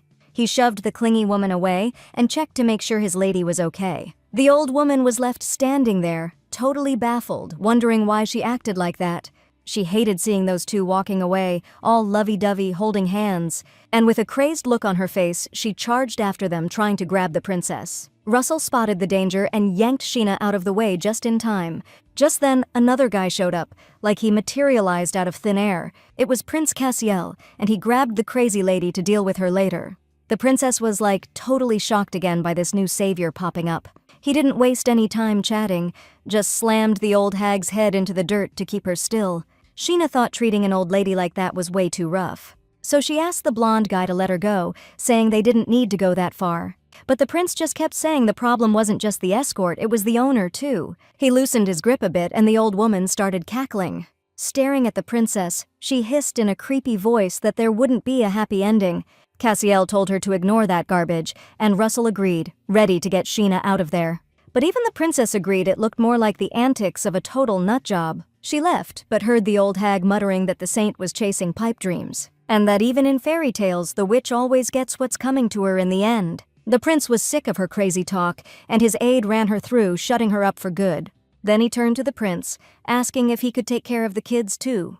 There was no need for that, and Cassiel ordered them to head back since they were done here, though he himself thought that girl was pretty damn weird. I mean, considering what she was wearing, she sure apologizes easily. And for some reason, she's worried about the lowlife who might have hurt her. The prince figured this lady either loves everyone or just doesn't know how messed up the world really is. Russell and Sheena headed for the carriages, where Hilton was supposed to have hired one already. But Sheena kept thinking about the old woman's words and didn't dismiss them as crazy ramblings. The princess's pensive mood made Rubus anxious again, so she explained that she was just shaken up by what happened. She told him to ignore it, assuring him that she was fine now. But now Russell seemed kind of wary, and that worried Sheena. And then, out of nowhere, the guy started cursing, loudly blasting that old woman. The princess was totally shocked. She never expected that from her mentor. He explained that it was a superstition. If you curse after something like that happens, it'll pay off. But Sheena thought it would be much better to use, nicer words. She never figured Russell even knew how to swear. Then she thought maybe he was just saying that to cheer her up. And that's when she had this brilliant idea, or so she thought. The princess just straight up told him his comment was total BS. Then she unleashed a torrent of cuss words that made the guy's ears curl up. Still, he had to give her props for the impressive vocabulary. But Hilton, who'd snuck up and heard the whole thing, was completely floored, and he had to ask where she'd even learned language like that. Soon enough, it was banquet day, when high society comes out to shine. But really, it's just a different kind of war, where everyone's got their own fight. When someone's got a weapon pointed at you, you gotta defend yourself. Knowing how to protect yourself is super important, especially when you're in a freaking war zone. Today was supposed to be the day these two countries finally buried the hatchet, and a chance to celebrate the prince's birthday together. Meanwhile, Hilton kept nagging the princess about minding her manners. The emperor told everyone to cut loose and have a good time today. Then he called the prince over, asking him to come closer. After that, he pulled out a gift and wished his son a happy 16th. As a present, His Majesty had prepared the legendary sword, Gloria. The room went wild. That's how the emperor shows he recognizes the prince's strength. This sword was given to the commander-in-chief during wartime. It symbolizes power. But it also shows that war is coming, and with this sword, Aiden just slammed the door shut on history. The princess decided to push the gloom aside for now. There's still time. They announced the banquet was open, but Sheena noticed her brother standing alone. She wanted to give him his gift, but Rebecca already swooped in. She cut the line and handed His Highness a small present, asking him to accept a handmade fountain pen as a token of goodwill. Aiden politely thanked her for the gift, promising to use it. Rebecca started talking about his mother again, understanding the emptiness he must be feeling. She has to go back tomorrow, but she promised she'll always be there for him in spirit. She just wanted him to understand her need to fill that void with stuff, you know? So the queen started straight up fishing for a husband, right there in public. Seeing what Rebecca was up to, Sheena immediately went to her brother and told him not to sweat it. Throwing her arm around him, she said he wouldn't be lonely here, because he's got his little sis right here, and he's definitely not going to be bored with her around. The queen didn't react, just commented that the princess was very fond of her brother.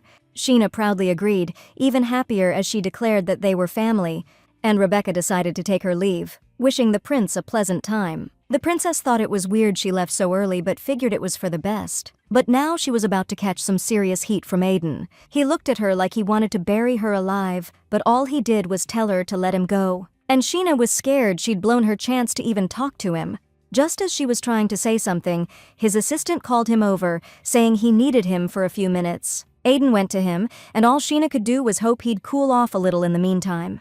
Since she had a few free minutes, she decided to take a little break herself. As she headed to the lounge, she kept kicking herself for messing up the opportunity, but she believed she'd get another shot, and she'd give him the gift no matter what. Entering the room, the princess found someone had already taken the spot. But when she looked up, she was shocked to see the queen sprawled out on the couch. Sheena just apologized quietly and started to leave, but the queen stopped her, explaining that she was just about to have a little one-on-one with her. Right then, the girl got this weird, uneasy feeling. But she sat down, and the queen started in again about her relationship with the prince. Rebecca just thinks this kind of love is making Aiden uncomfortable. And Sheena laughed and said it's because she's always all over him, constantly bugging him. She knows she shouldn't, but she just wants to spend more time with him. Seeing Sheena cling to her brother, though, Rebecca remembered her own sister. Jion used to follow her around everywhere, too, back in the day. That went on until let's just say she arranged for her to relocate to this country. Noticing the princess's strange look, the queen was quick to say she didn't mean to freak her out. He's just saying that siblings vying for the throne, that's where the real drama is. Family's overrated, man. They're basically just rivals with a shared last name. It's like a family, with a ticking clock. That's why Rebecca sees herself as the only real family the prince has, because she doesn't have to claw her way to the top against him. As much as it sucked to admit, Sheena couldn't deny it. That's just how things have always been. But she didn't think the queen had any right to talk about what a real family was, especially since she was planning to stab Aiden in the back. Sheena snapped back, saying she doesn't see her brother as some temporary thing, but if that were to happen, it'd be way, way down the line, like when she's ancient. The princess was totally over this conversation and decided to bail. She wished the queen a sarcastic "have a great time" and peace it out. Once she was alone, Rebecca chuckled to herself, totally confident in her plan. Blythe Albans also showed up to the party, and he's a major player in high society. He's always been someone people envied for his lifestyle, which everyone raved about, and he had a serious beef with the prince, who trashed his reputation once. After that, rumors spread that he'd bolted like a wild animal hit with an arrow. The humiliation Blythe suffered that day was intense, but he still showed up to the party with his son, Rudius. They wanted to congratulate His Highness, but he flat-out refused as soon as they approached, saying he didn't need the hands of some young, clumsy kid. Blitz stormed into the next room, furious at the prince's audacity, and punched the wall in anger. Turns out he wasn't strong enough, and he just ended up hurting his hand. Then he started taking it out on his son, saying he was the idiot who screwed things up and got them rejected. The poor kid was crushed, and the Earl just told him to get lost. Left alone, he kept cursing his bad luck, convinced fate had dealt him a dirty hand. Blit thought the queen was his ticket to climbing the social ladder. Just then, he spotted the princess walking down the hall looking totally dejected. He didn't want to run into her, so he immediately ducked around the corner. The earl managed to hide behind a pillar so her highness wouldn't see him. But now he was curious about what was up with her and why she looked so bummed out. Blythe walked into the room Sheena had just left, and who does he see but the queen? Thinking he'd caught a break, he greeted her with a little flattery. But then Rebecca remembered that Count Albans used to be a supporter of Gione. He humbly assured her that he was just showing his respects back then. The queen started laying out her new scheme, praising him for his loyalty to the empress, claiming she herself couldn't do the same because she really disliked her sister. And now her only nephew feels weird if you try to get too close to him, you know? That's when the count asked what was up with the princess, who'd just stormed out looking serious. And the queen confessed she'd told her not to chase after the prince so hard, but it seems she's not listening. And because she's so young, she wants all of her brother's love for herself. The count straight up admitted those two weren't exactly buddies. He figured the princess wanted to keep the queen away from the prince. Rebecca thanked him for saying that, realizing he was a total Aiden supporter, and asked him to watch over his highness while she was gone. Getting such a crucial order, Albans swore he'd do everything he could. Meanwhile, Sheena was so ticked off she decided to lift her spirits with some booze. Talking to the queen stressed her out, and she just couldn't shake it off. And just as she downed another glass of champagne, Lady Lauren walked up. She was seriously shocked at her highness's behavior. Still, Halsey greeted her properly, and Sheena invited her to have a drink. Just seeing this lady always made the princess feel instantly better. Lady Lauren was worried she was pulling the princess away from something important, but she immediately protested, showering her guest with compliments, hoping to chat longer. While they were talking, Sheena noticed Halsey had come alone, without the other ladies, but they were all standing off to the side, having also noticed the princess was busy, waiting for their chance. So she decided to talk to them too, so they wouldn't get the wrong idea. A few of the ladies politely greeted Her Highness and started a conversation. They were curious about what she'd gotten the prince, and she said it was some scented candles. But she hadn't given them to him yet, worried he already had so many amazing gifts. Halsey told her not to wait, since the princess put her heart into it and should give him the present. The other ladies jumped on the bandwagon, saying the prince would totally dig a gift like that. They were mostly sweating it for themselves, 'cause they'd never given gifts to guys before and were scared of screwing it up. Knowing her brother, Sheena kinda stretched the truth, saying he'd love anything he got, even if he didn't show it. Still, you could tell just by looking at him that he wasn't exactly thrilled with the queen's gift. And if he wasn't into gifts like that, the girls worried he'd laugh their gifts right out of the room. One lady heard the queen was related to him, but they didn't seem all that close. But the princess couldn't admit that she was the one who'd been cock-blocking their bonding time, so she just said they hadn't spent much time together yet. That's when the count butted in, spilling Sheena's secret about how she'd been keeping the family apart. He popped up out of nowhere like a bad rash, all smug about the dirty trick he'd pulled. He also spilled the beans about her disrespect towards the queen, saying Her Majesty shouldn't worry about the prince. Now, he's flipping out that the princess even dared to say that crap. Then, acting like he's all that, he demanded Sheena explain herself right then and there. The princess looked at him like he was a total moron, but now he's messing with her rep. But no matter how much he backs Aiden, he can't just insult a member of the royal family, especially since she never said the queen couldn't see the prince. Just then, Hilton showed up to sort things out, but Sheena told him to stay out of it. And walking up to the count, she asked what kind of explanation he expected if he was already so sure she was guilty. Glancing at the thrones, she noticed her parents were conveniently missing. In a situation like this, there's always going to be guys who buy what the count's selling, and he just kept raging, demanding the princess confess to whatever she did. All she did was fire back, saying he was disrespecting her, no matter what the truth was, and she called him out for using his position to cover up his own dirty deeds. Looks like even that didn't shut Albans up. He just kept yelling at the princess for the whole room to hear. Sadly, Sheena couldn't prove that everything she did was to protect Aiden, and she was worried she might be in trouble now, thanks to the count's supporters. Suddenly, a commotion broke out in the crowd, and the princess turned around. Just like the count, who, seeing the prince, immediately started sucking up to him. Aiden just walked closer and asked what all the yelling was about. And he asked the princess to explain everything, giving her this killer stare, like she was personally responsible for every messed up thing in the world. The whole room went silent, everyone glued their eyes on them. Sheena didn't rush to answer. She didn't even know how to explain this mess. Then His Highness called over his aide, who was, as always, nearby. The guy stepped closer to the prince and whispered something in his ear. And Aiden just blew up, yelling that this was way out of line, scaring his sister half to death. Right then, the Earl started eagerly agreeing, figuring the princess was about to take the fall. But Aiden was actually talking to Blythe, who froze, totally confused. He started making excuses, saying he did it all for His Highness. And that guy reminded him how to shut a yapping dog up. The Count was so freaked he lost his voice, and besides, he had nothing left to say. Spotting the Queen in the crowd, he hoped she'd protect him and vouch for him. But she just turned away, and Blythe realized they could rip his tongue out right then and there. Still, the prince warned him he didn't want to hear any more of his garbage. And the crowd started whispering that the Count had embarrassed himself again, this time by raising his voice at the princess. Alban, red with shame and outrage, stormed off, and it seemed to Sheena that her brother had finally taken her side, which is what she'd been aiming for. Plus, it was the perfect moment to congratulate him, so she made up her mind. But just as Sheena opened her mouth, Aiden turned toward her. He just calmly asked everyone to keep things down. After that, His Highness headed off in the other direction. The princess was bummed, 'cause she wanted to give him a gift. Now she was wondering if her brother was really being honest with her, or if he just didn't want to make a scene. Right now, the princess couldn't figure him out at all, and that inner turmoil was just eating her up even more. The next day, like they planned, the Queen was getting ready to leave. Before she left, she thanked the royal family for their hospitality. As a final word, she told His Highness to, keep trying his luck. And she said sweetly that she was really looking forward to seeing him again.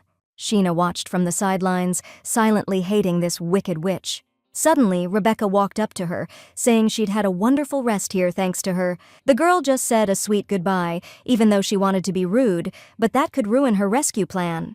Just then, she noticed that Rebecca wasn't in a hurry to let go of her hand. And even more surprising for the princess was when the Queen suddenly pulled her into a hug, who whispered in her ear that everything should happen just as Sheena said. In that moment, Her Highness became even more worried about her brother. And gently pushing the Queen away, she asked her again not to worry, repeating after her that it would be that way, but her face betrayed her unease. Finally, Rebecca confidently declared that they would see each other again very soon. After that, she headed to her carriage. Meanwhile, Sheena was torn up inside, wondering if Aiden would ever be okay again. Later, even before training, she decided to take a peek in the garden and enjoy the roses. A maid led her there, wishing her a pleasant stroll, and Sheena promised to be back soon.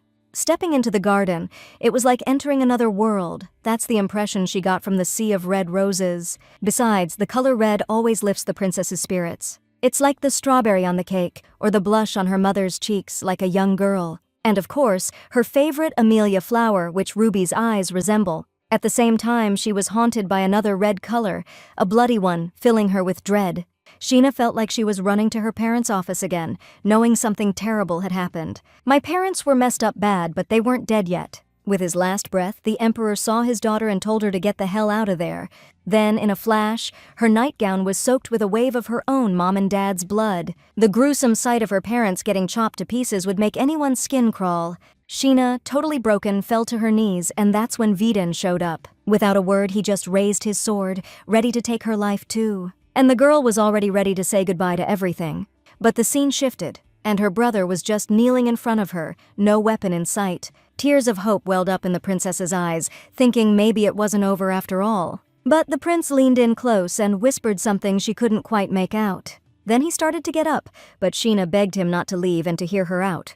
She reached out to him, but Aiden just kept getting further and further away. That's when Sheena's eyes snapped open, waking up from a nightmare, drenched in sweat.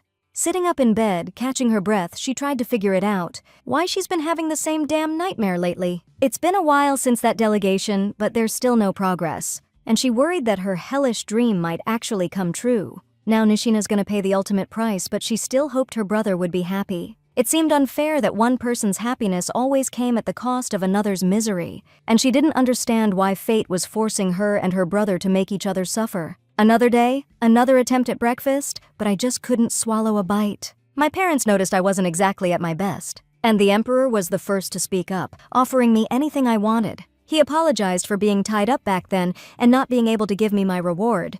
for doing such a great job preparing for the banquet celebrating the delegation's arrival. I didn't get why now, months later, especially since the ball was a total disaster. And then Count Albans got reamed out by the Emperor for his behavior. So, I didn't really think I deserved any praise. I asked my parents to give the reward meant for me to Aiden instead, explaining that he did most of the work, so he's the one who deserves the credit. Remembering that Dad made a deal with Round just the other day, thanks to him, and on top of his duties, the prince still finds time for fencing. He even carries around a commander's manual, and he's obviously gonna crush it in the war. After that, Sheena started begging for Aiden to be made the successor, but Deegan suddenly slammed the table. The Emperor figured the prince must have said something to the princess, maybe even scared her somehow. Sheena was so startled she almost choked, but this kind of thing had happened before. Back when they were kids, she once turned down the succession and Dad punished Aiden for it. After that, Sheena never brought up that topic again, afraid her brother would suffer again. Still, she couldn't back down anymore, and she stood up abruptly from the table, declaring that it was only her decision, and she only thought her brother was worthy of the position. That's when she started whining again about not wanting to be the heir. But the Emperor blew up saying that spot was hers and hers alone, and she better not ever bring it up again. The princess got all bummed out and stormed away from the table without a word. Dagon wanted to go after her, but figured she needed some time to herself right now. Sheena bolted outside where the clouds were getting thick, and she had no clue what to do next. She realized that a happy ending for everyone was just some pipe dream she had, and there was gonna come a time when she'd have to make a choice. That's when she remembered what the queen said about a temporary family. Those thoughts didn't just make the princess feel icky, they made her want to hurl. She stopped by a tree to settle her stomach a little, but inside, the pain from everything that was happening just kept getting worse. Now the girl just wanted to die herself, as long as no one else got hurt. Suddenly, Rubus's voice came from behind, and the princess actually flinched. The guy was just curious why she'd come to the training grounds so early, since practice wasn't for a while. Scraping her fingers against the tree trunk, Sheena decided to ask him something, and she asked him to answer honestly, no matter what she asked him. She wanted to know if he'd follow the ruler's orders, no matter what they were. Rubus, suspecting nothing, declared that he would definitely obey. And then the princess wondered if he would carry out the assignment. What if he's ordered to run her through with his sword? The question hung in the air like a death sentence, and Russell froze, completely stunned. Now he understood the impossible choice. He didn't want to hurt Sheena, but he saw a loophole, because knights are sworn to protect the royal family. But the princess pressed him, demanding to know if he'd obey a direct order from the ruler. All he could say was that he wanted to stay by her side, as long as she'd let him. That's when Sheena confessed she didn't want to be empress. She couldn't even grant the knights the title of imperial sword, the one they all crave. So she probably won't be able to keep any knights around for long, because she doesn't want to become the kind of ruler who makes everyone miserable. So Russell was down to just be her servant, anything to be near her. He'd even try being a stable boy, seeing as fencing's the only thing he's good at. The princess cut him off, reminding him that without power, she can't just hand out titles. Rubus already knew that, but he still stuck to his request. He knew it was a long shot, but he just wanted the princess to give him a chance. Because he wants to help her highness in every way, always. And whether Sheena becomes empress or not, he's ready to stick by her side till the end. At that moment, the princess's face changed because there was something she could do. And proof that the future's changed is standing right in front of her. And Ruby's, like always, started apologizing for being so demanding of her. To his surprise, the princess just threw herself at him, hugging him so tight she almost knocked him over. And she confessed that she was really happy he'd chosen her. But Rubis realized she was giving him a shot to be her highness's champion. Leaning back a little, Sheena explained that he wasn't just a tool to her, but a friend. Looking him straight in the eye, she assured him that he was her guy, and she'd be happy if he just stuck around. The guy was more than happy to take that role, which made the princess super happy. A few days later, Sheena prepared a ribbon as a gift for Vare and a new hat for Selik. Originally, she'd baked cookies to eat with Rubis, but he wasn't around. And all the knights suddenly had business to attend to, because things were heating up at the border. Most of them got pulled to beef up headquarters, and Russell's one of them. Sheena felt like it had been months, even though it was only a few days. On the way, she ran into Hugh, who was actually headed to meet her. Rummaging through his bag, he confessed that something was finally wrapped up. At first, the princess didn't catch his drift, but then it clicked. The mage whipped up some medicine for her, the kind that really boosts your energy. It didn't exactly look appetizing, and Sheena wondered if it was even safe to drink.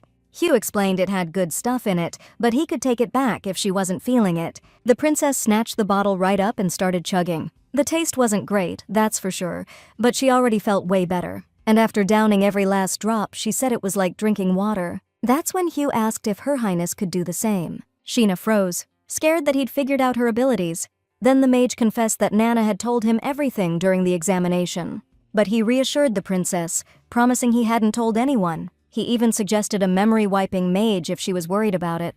The girl wasn't going for that, since something could go wrong and the person could end up a vegetable. Either way, Hugh was ready to go that far for her peace of mind. He sounded sincere, especially since he swore on his heart. And Sheena agreed that there was no other choice but this option.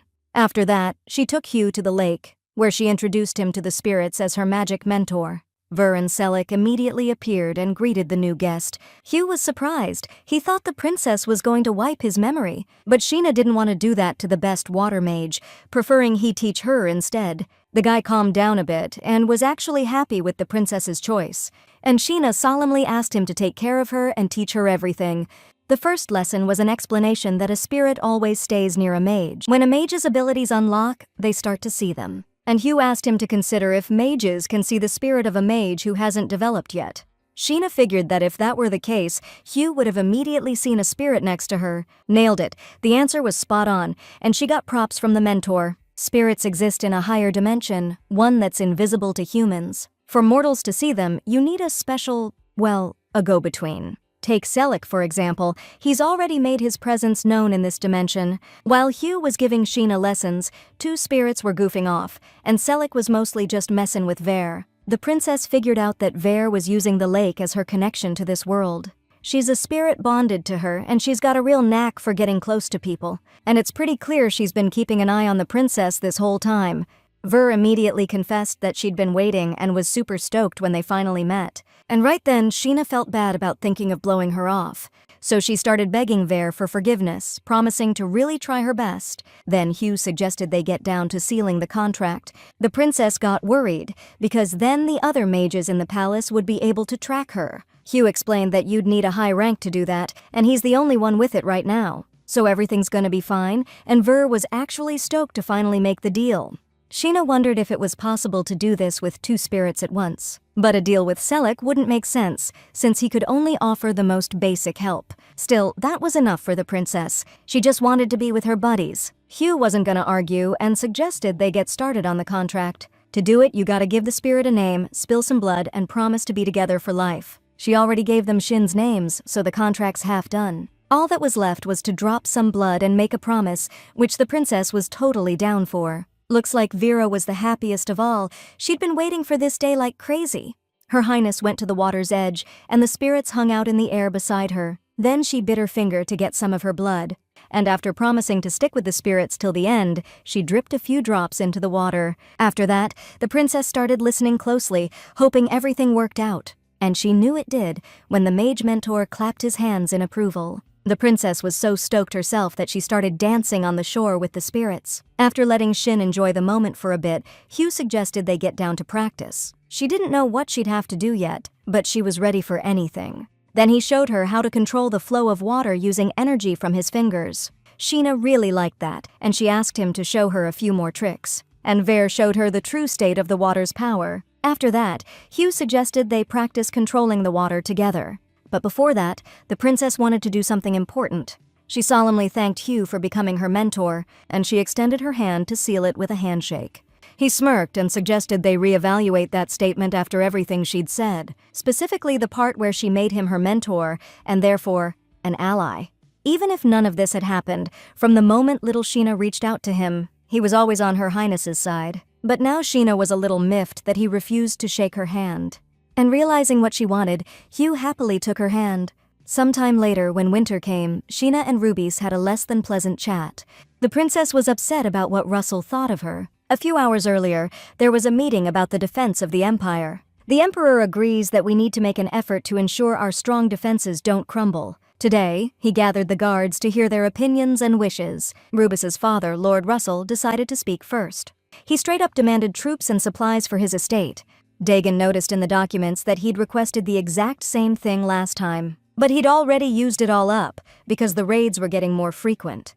Nasser Scope said, not buying it, that supplies couldn't possibly disappear that fast. Then it turned into a total circus with everyone arguing about who needed what more. The Emperor shut them down, wanting to hear about the situation on the ground and the successors. Someone asked for military backup, someone else wanted a medical facility. But Sir Russell kept his mouth shut this time, 'cause he had nothing to say about the successor.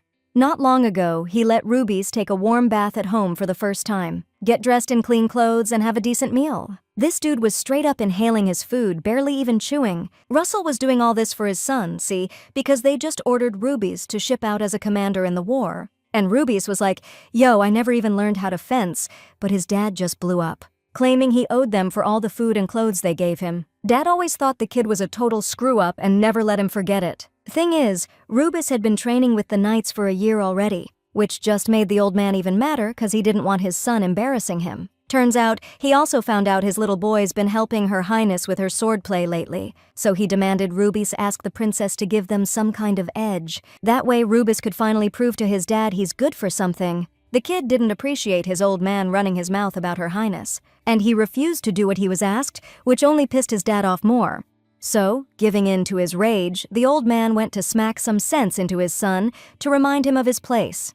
Rubis, seeing he was about to get another beating, remembered something important, and in the next instant, he grabbed his father's hand, blocking the blow.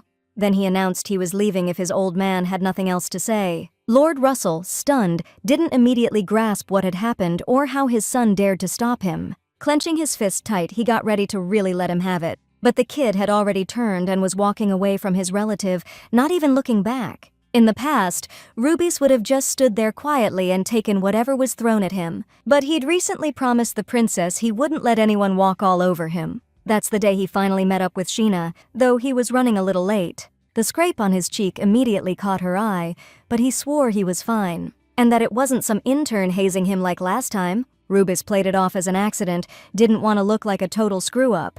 The princess still pressed him to come clean, knowing this kind of thing can happen to anyone. And that's when he straight up told her he didn't want to cause her any trouble with that cut. The guy basically called himself a useless nobody who couldn't even keep a promise, so he figured he had no right to be around her, which really bummed her out.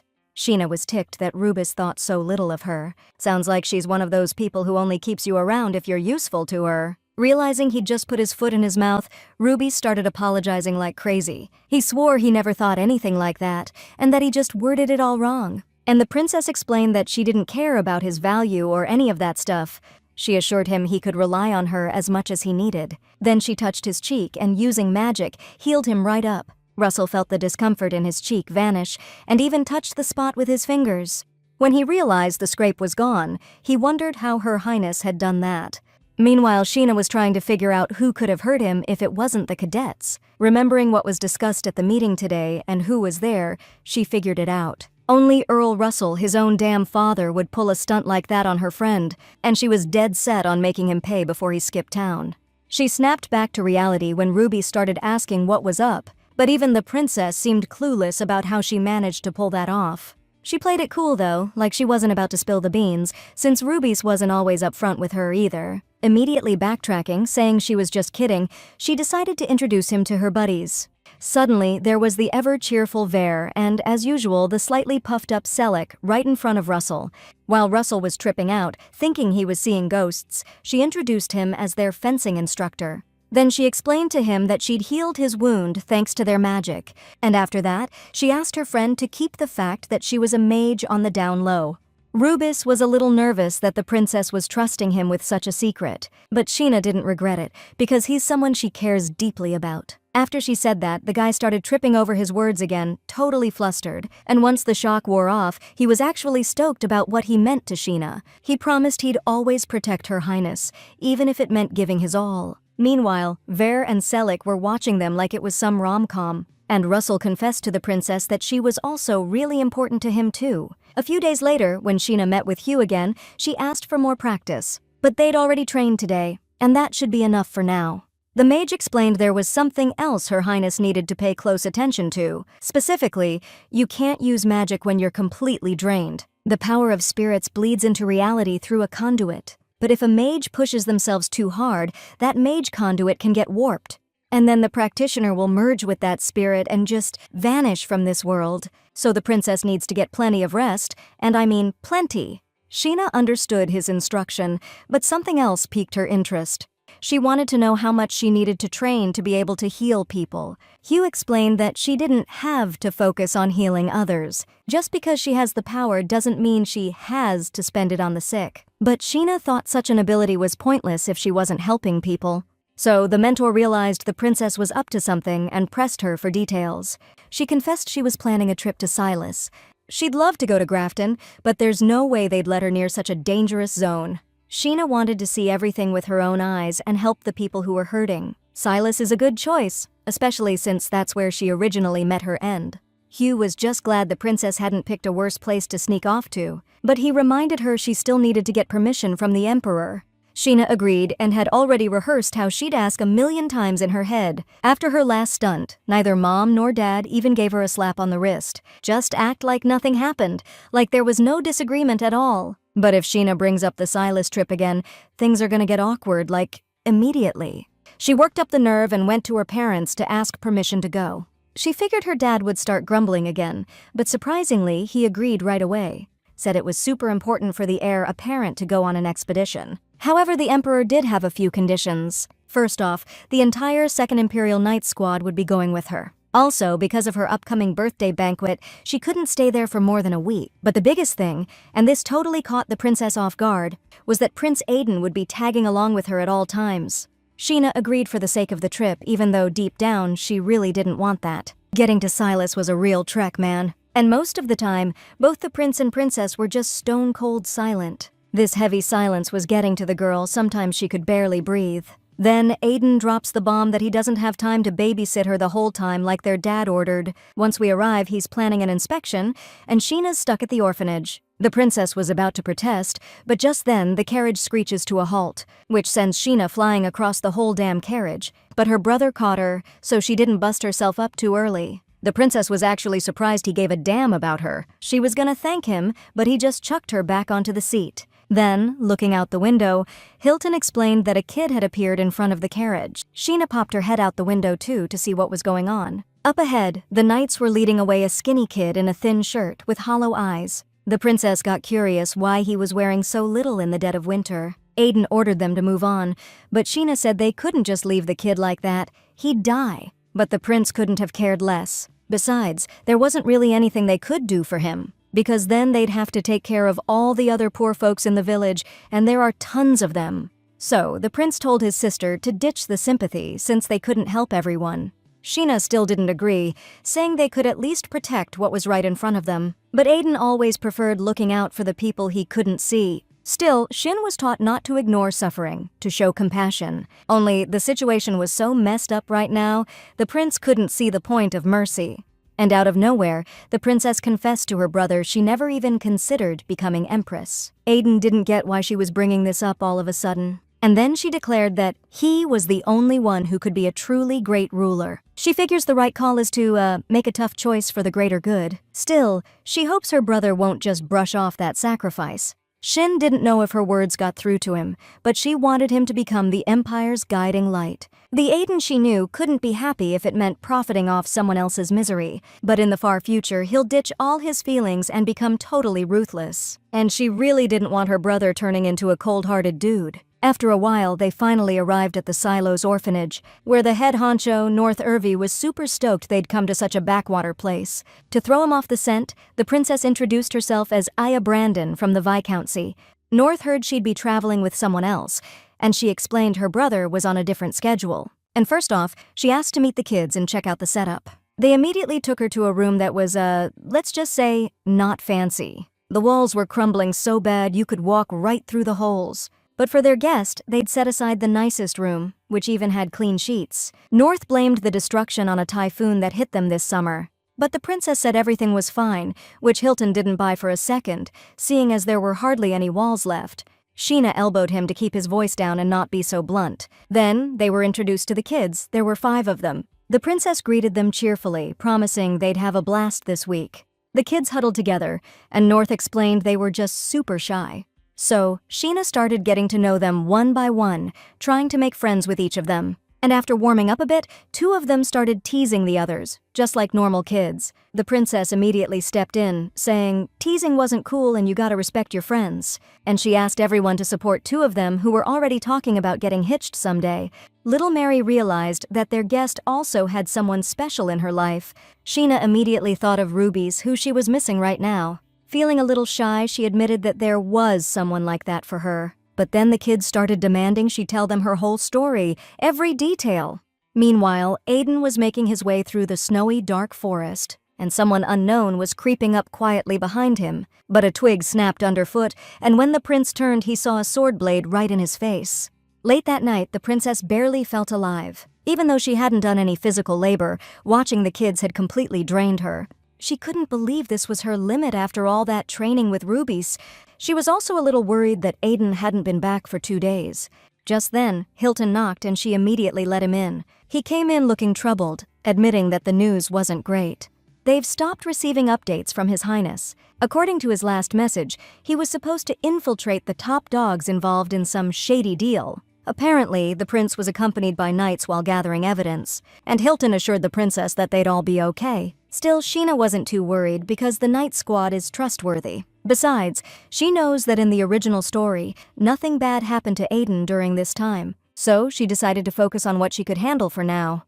During the day, she helped North and the kids handle the basic chores. They even had a blast throwing snowballs as a group. In between, Sheena was teaching them to love drawing, showing them how it's done. But the results of her drawing were judged by all sorts of animals, even a little monster. Actually, Sheena drew a rabbit, but it really didn't turn out quite right. Sean even honestly said that Loy draws way better. He can even draw dragons, and Sheena asked him to make a drawing for her, promising to hang it in her room and admire it before bed. The boy agreed, and the princess was as happy as if she were a little kid herself. And in the evenings, she read the kids different fairy tales in a hushed voice, waiting for the moment when all 5 of them were snoring away. Then Hilton showed up at the princess's place again, with news about the prince. A telegram came saying he'd wrapped things up safe and sound and would be back real soon. Sheena was stoked, cause there hadn't been any word before that. She was genuinely happy her brother was alive and kicking. Now they could head home, and she was almost bummed to say goodbye to the little guys. Later, everyone got together to go meet young Master Brandon. That's what Aiden was calling himself. The princess stayed with the kids and promised she'd keep an eye on things. Once everyone, including Hilton, had left, the princess could finally call for Vare.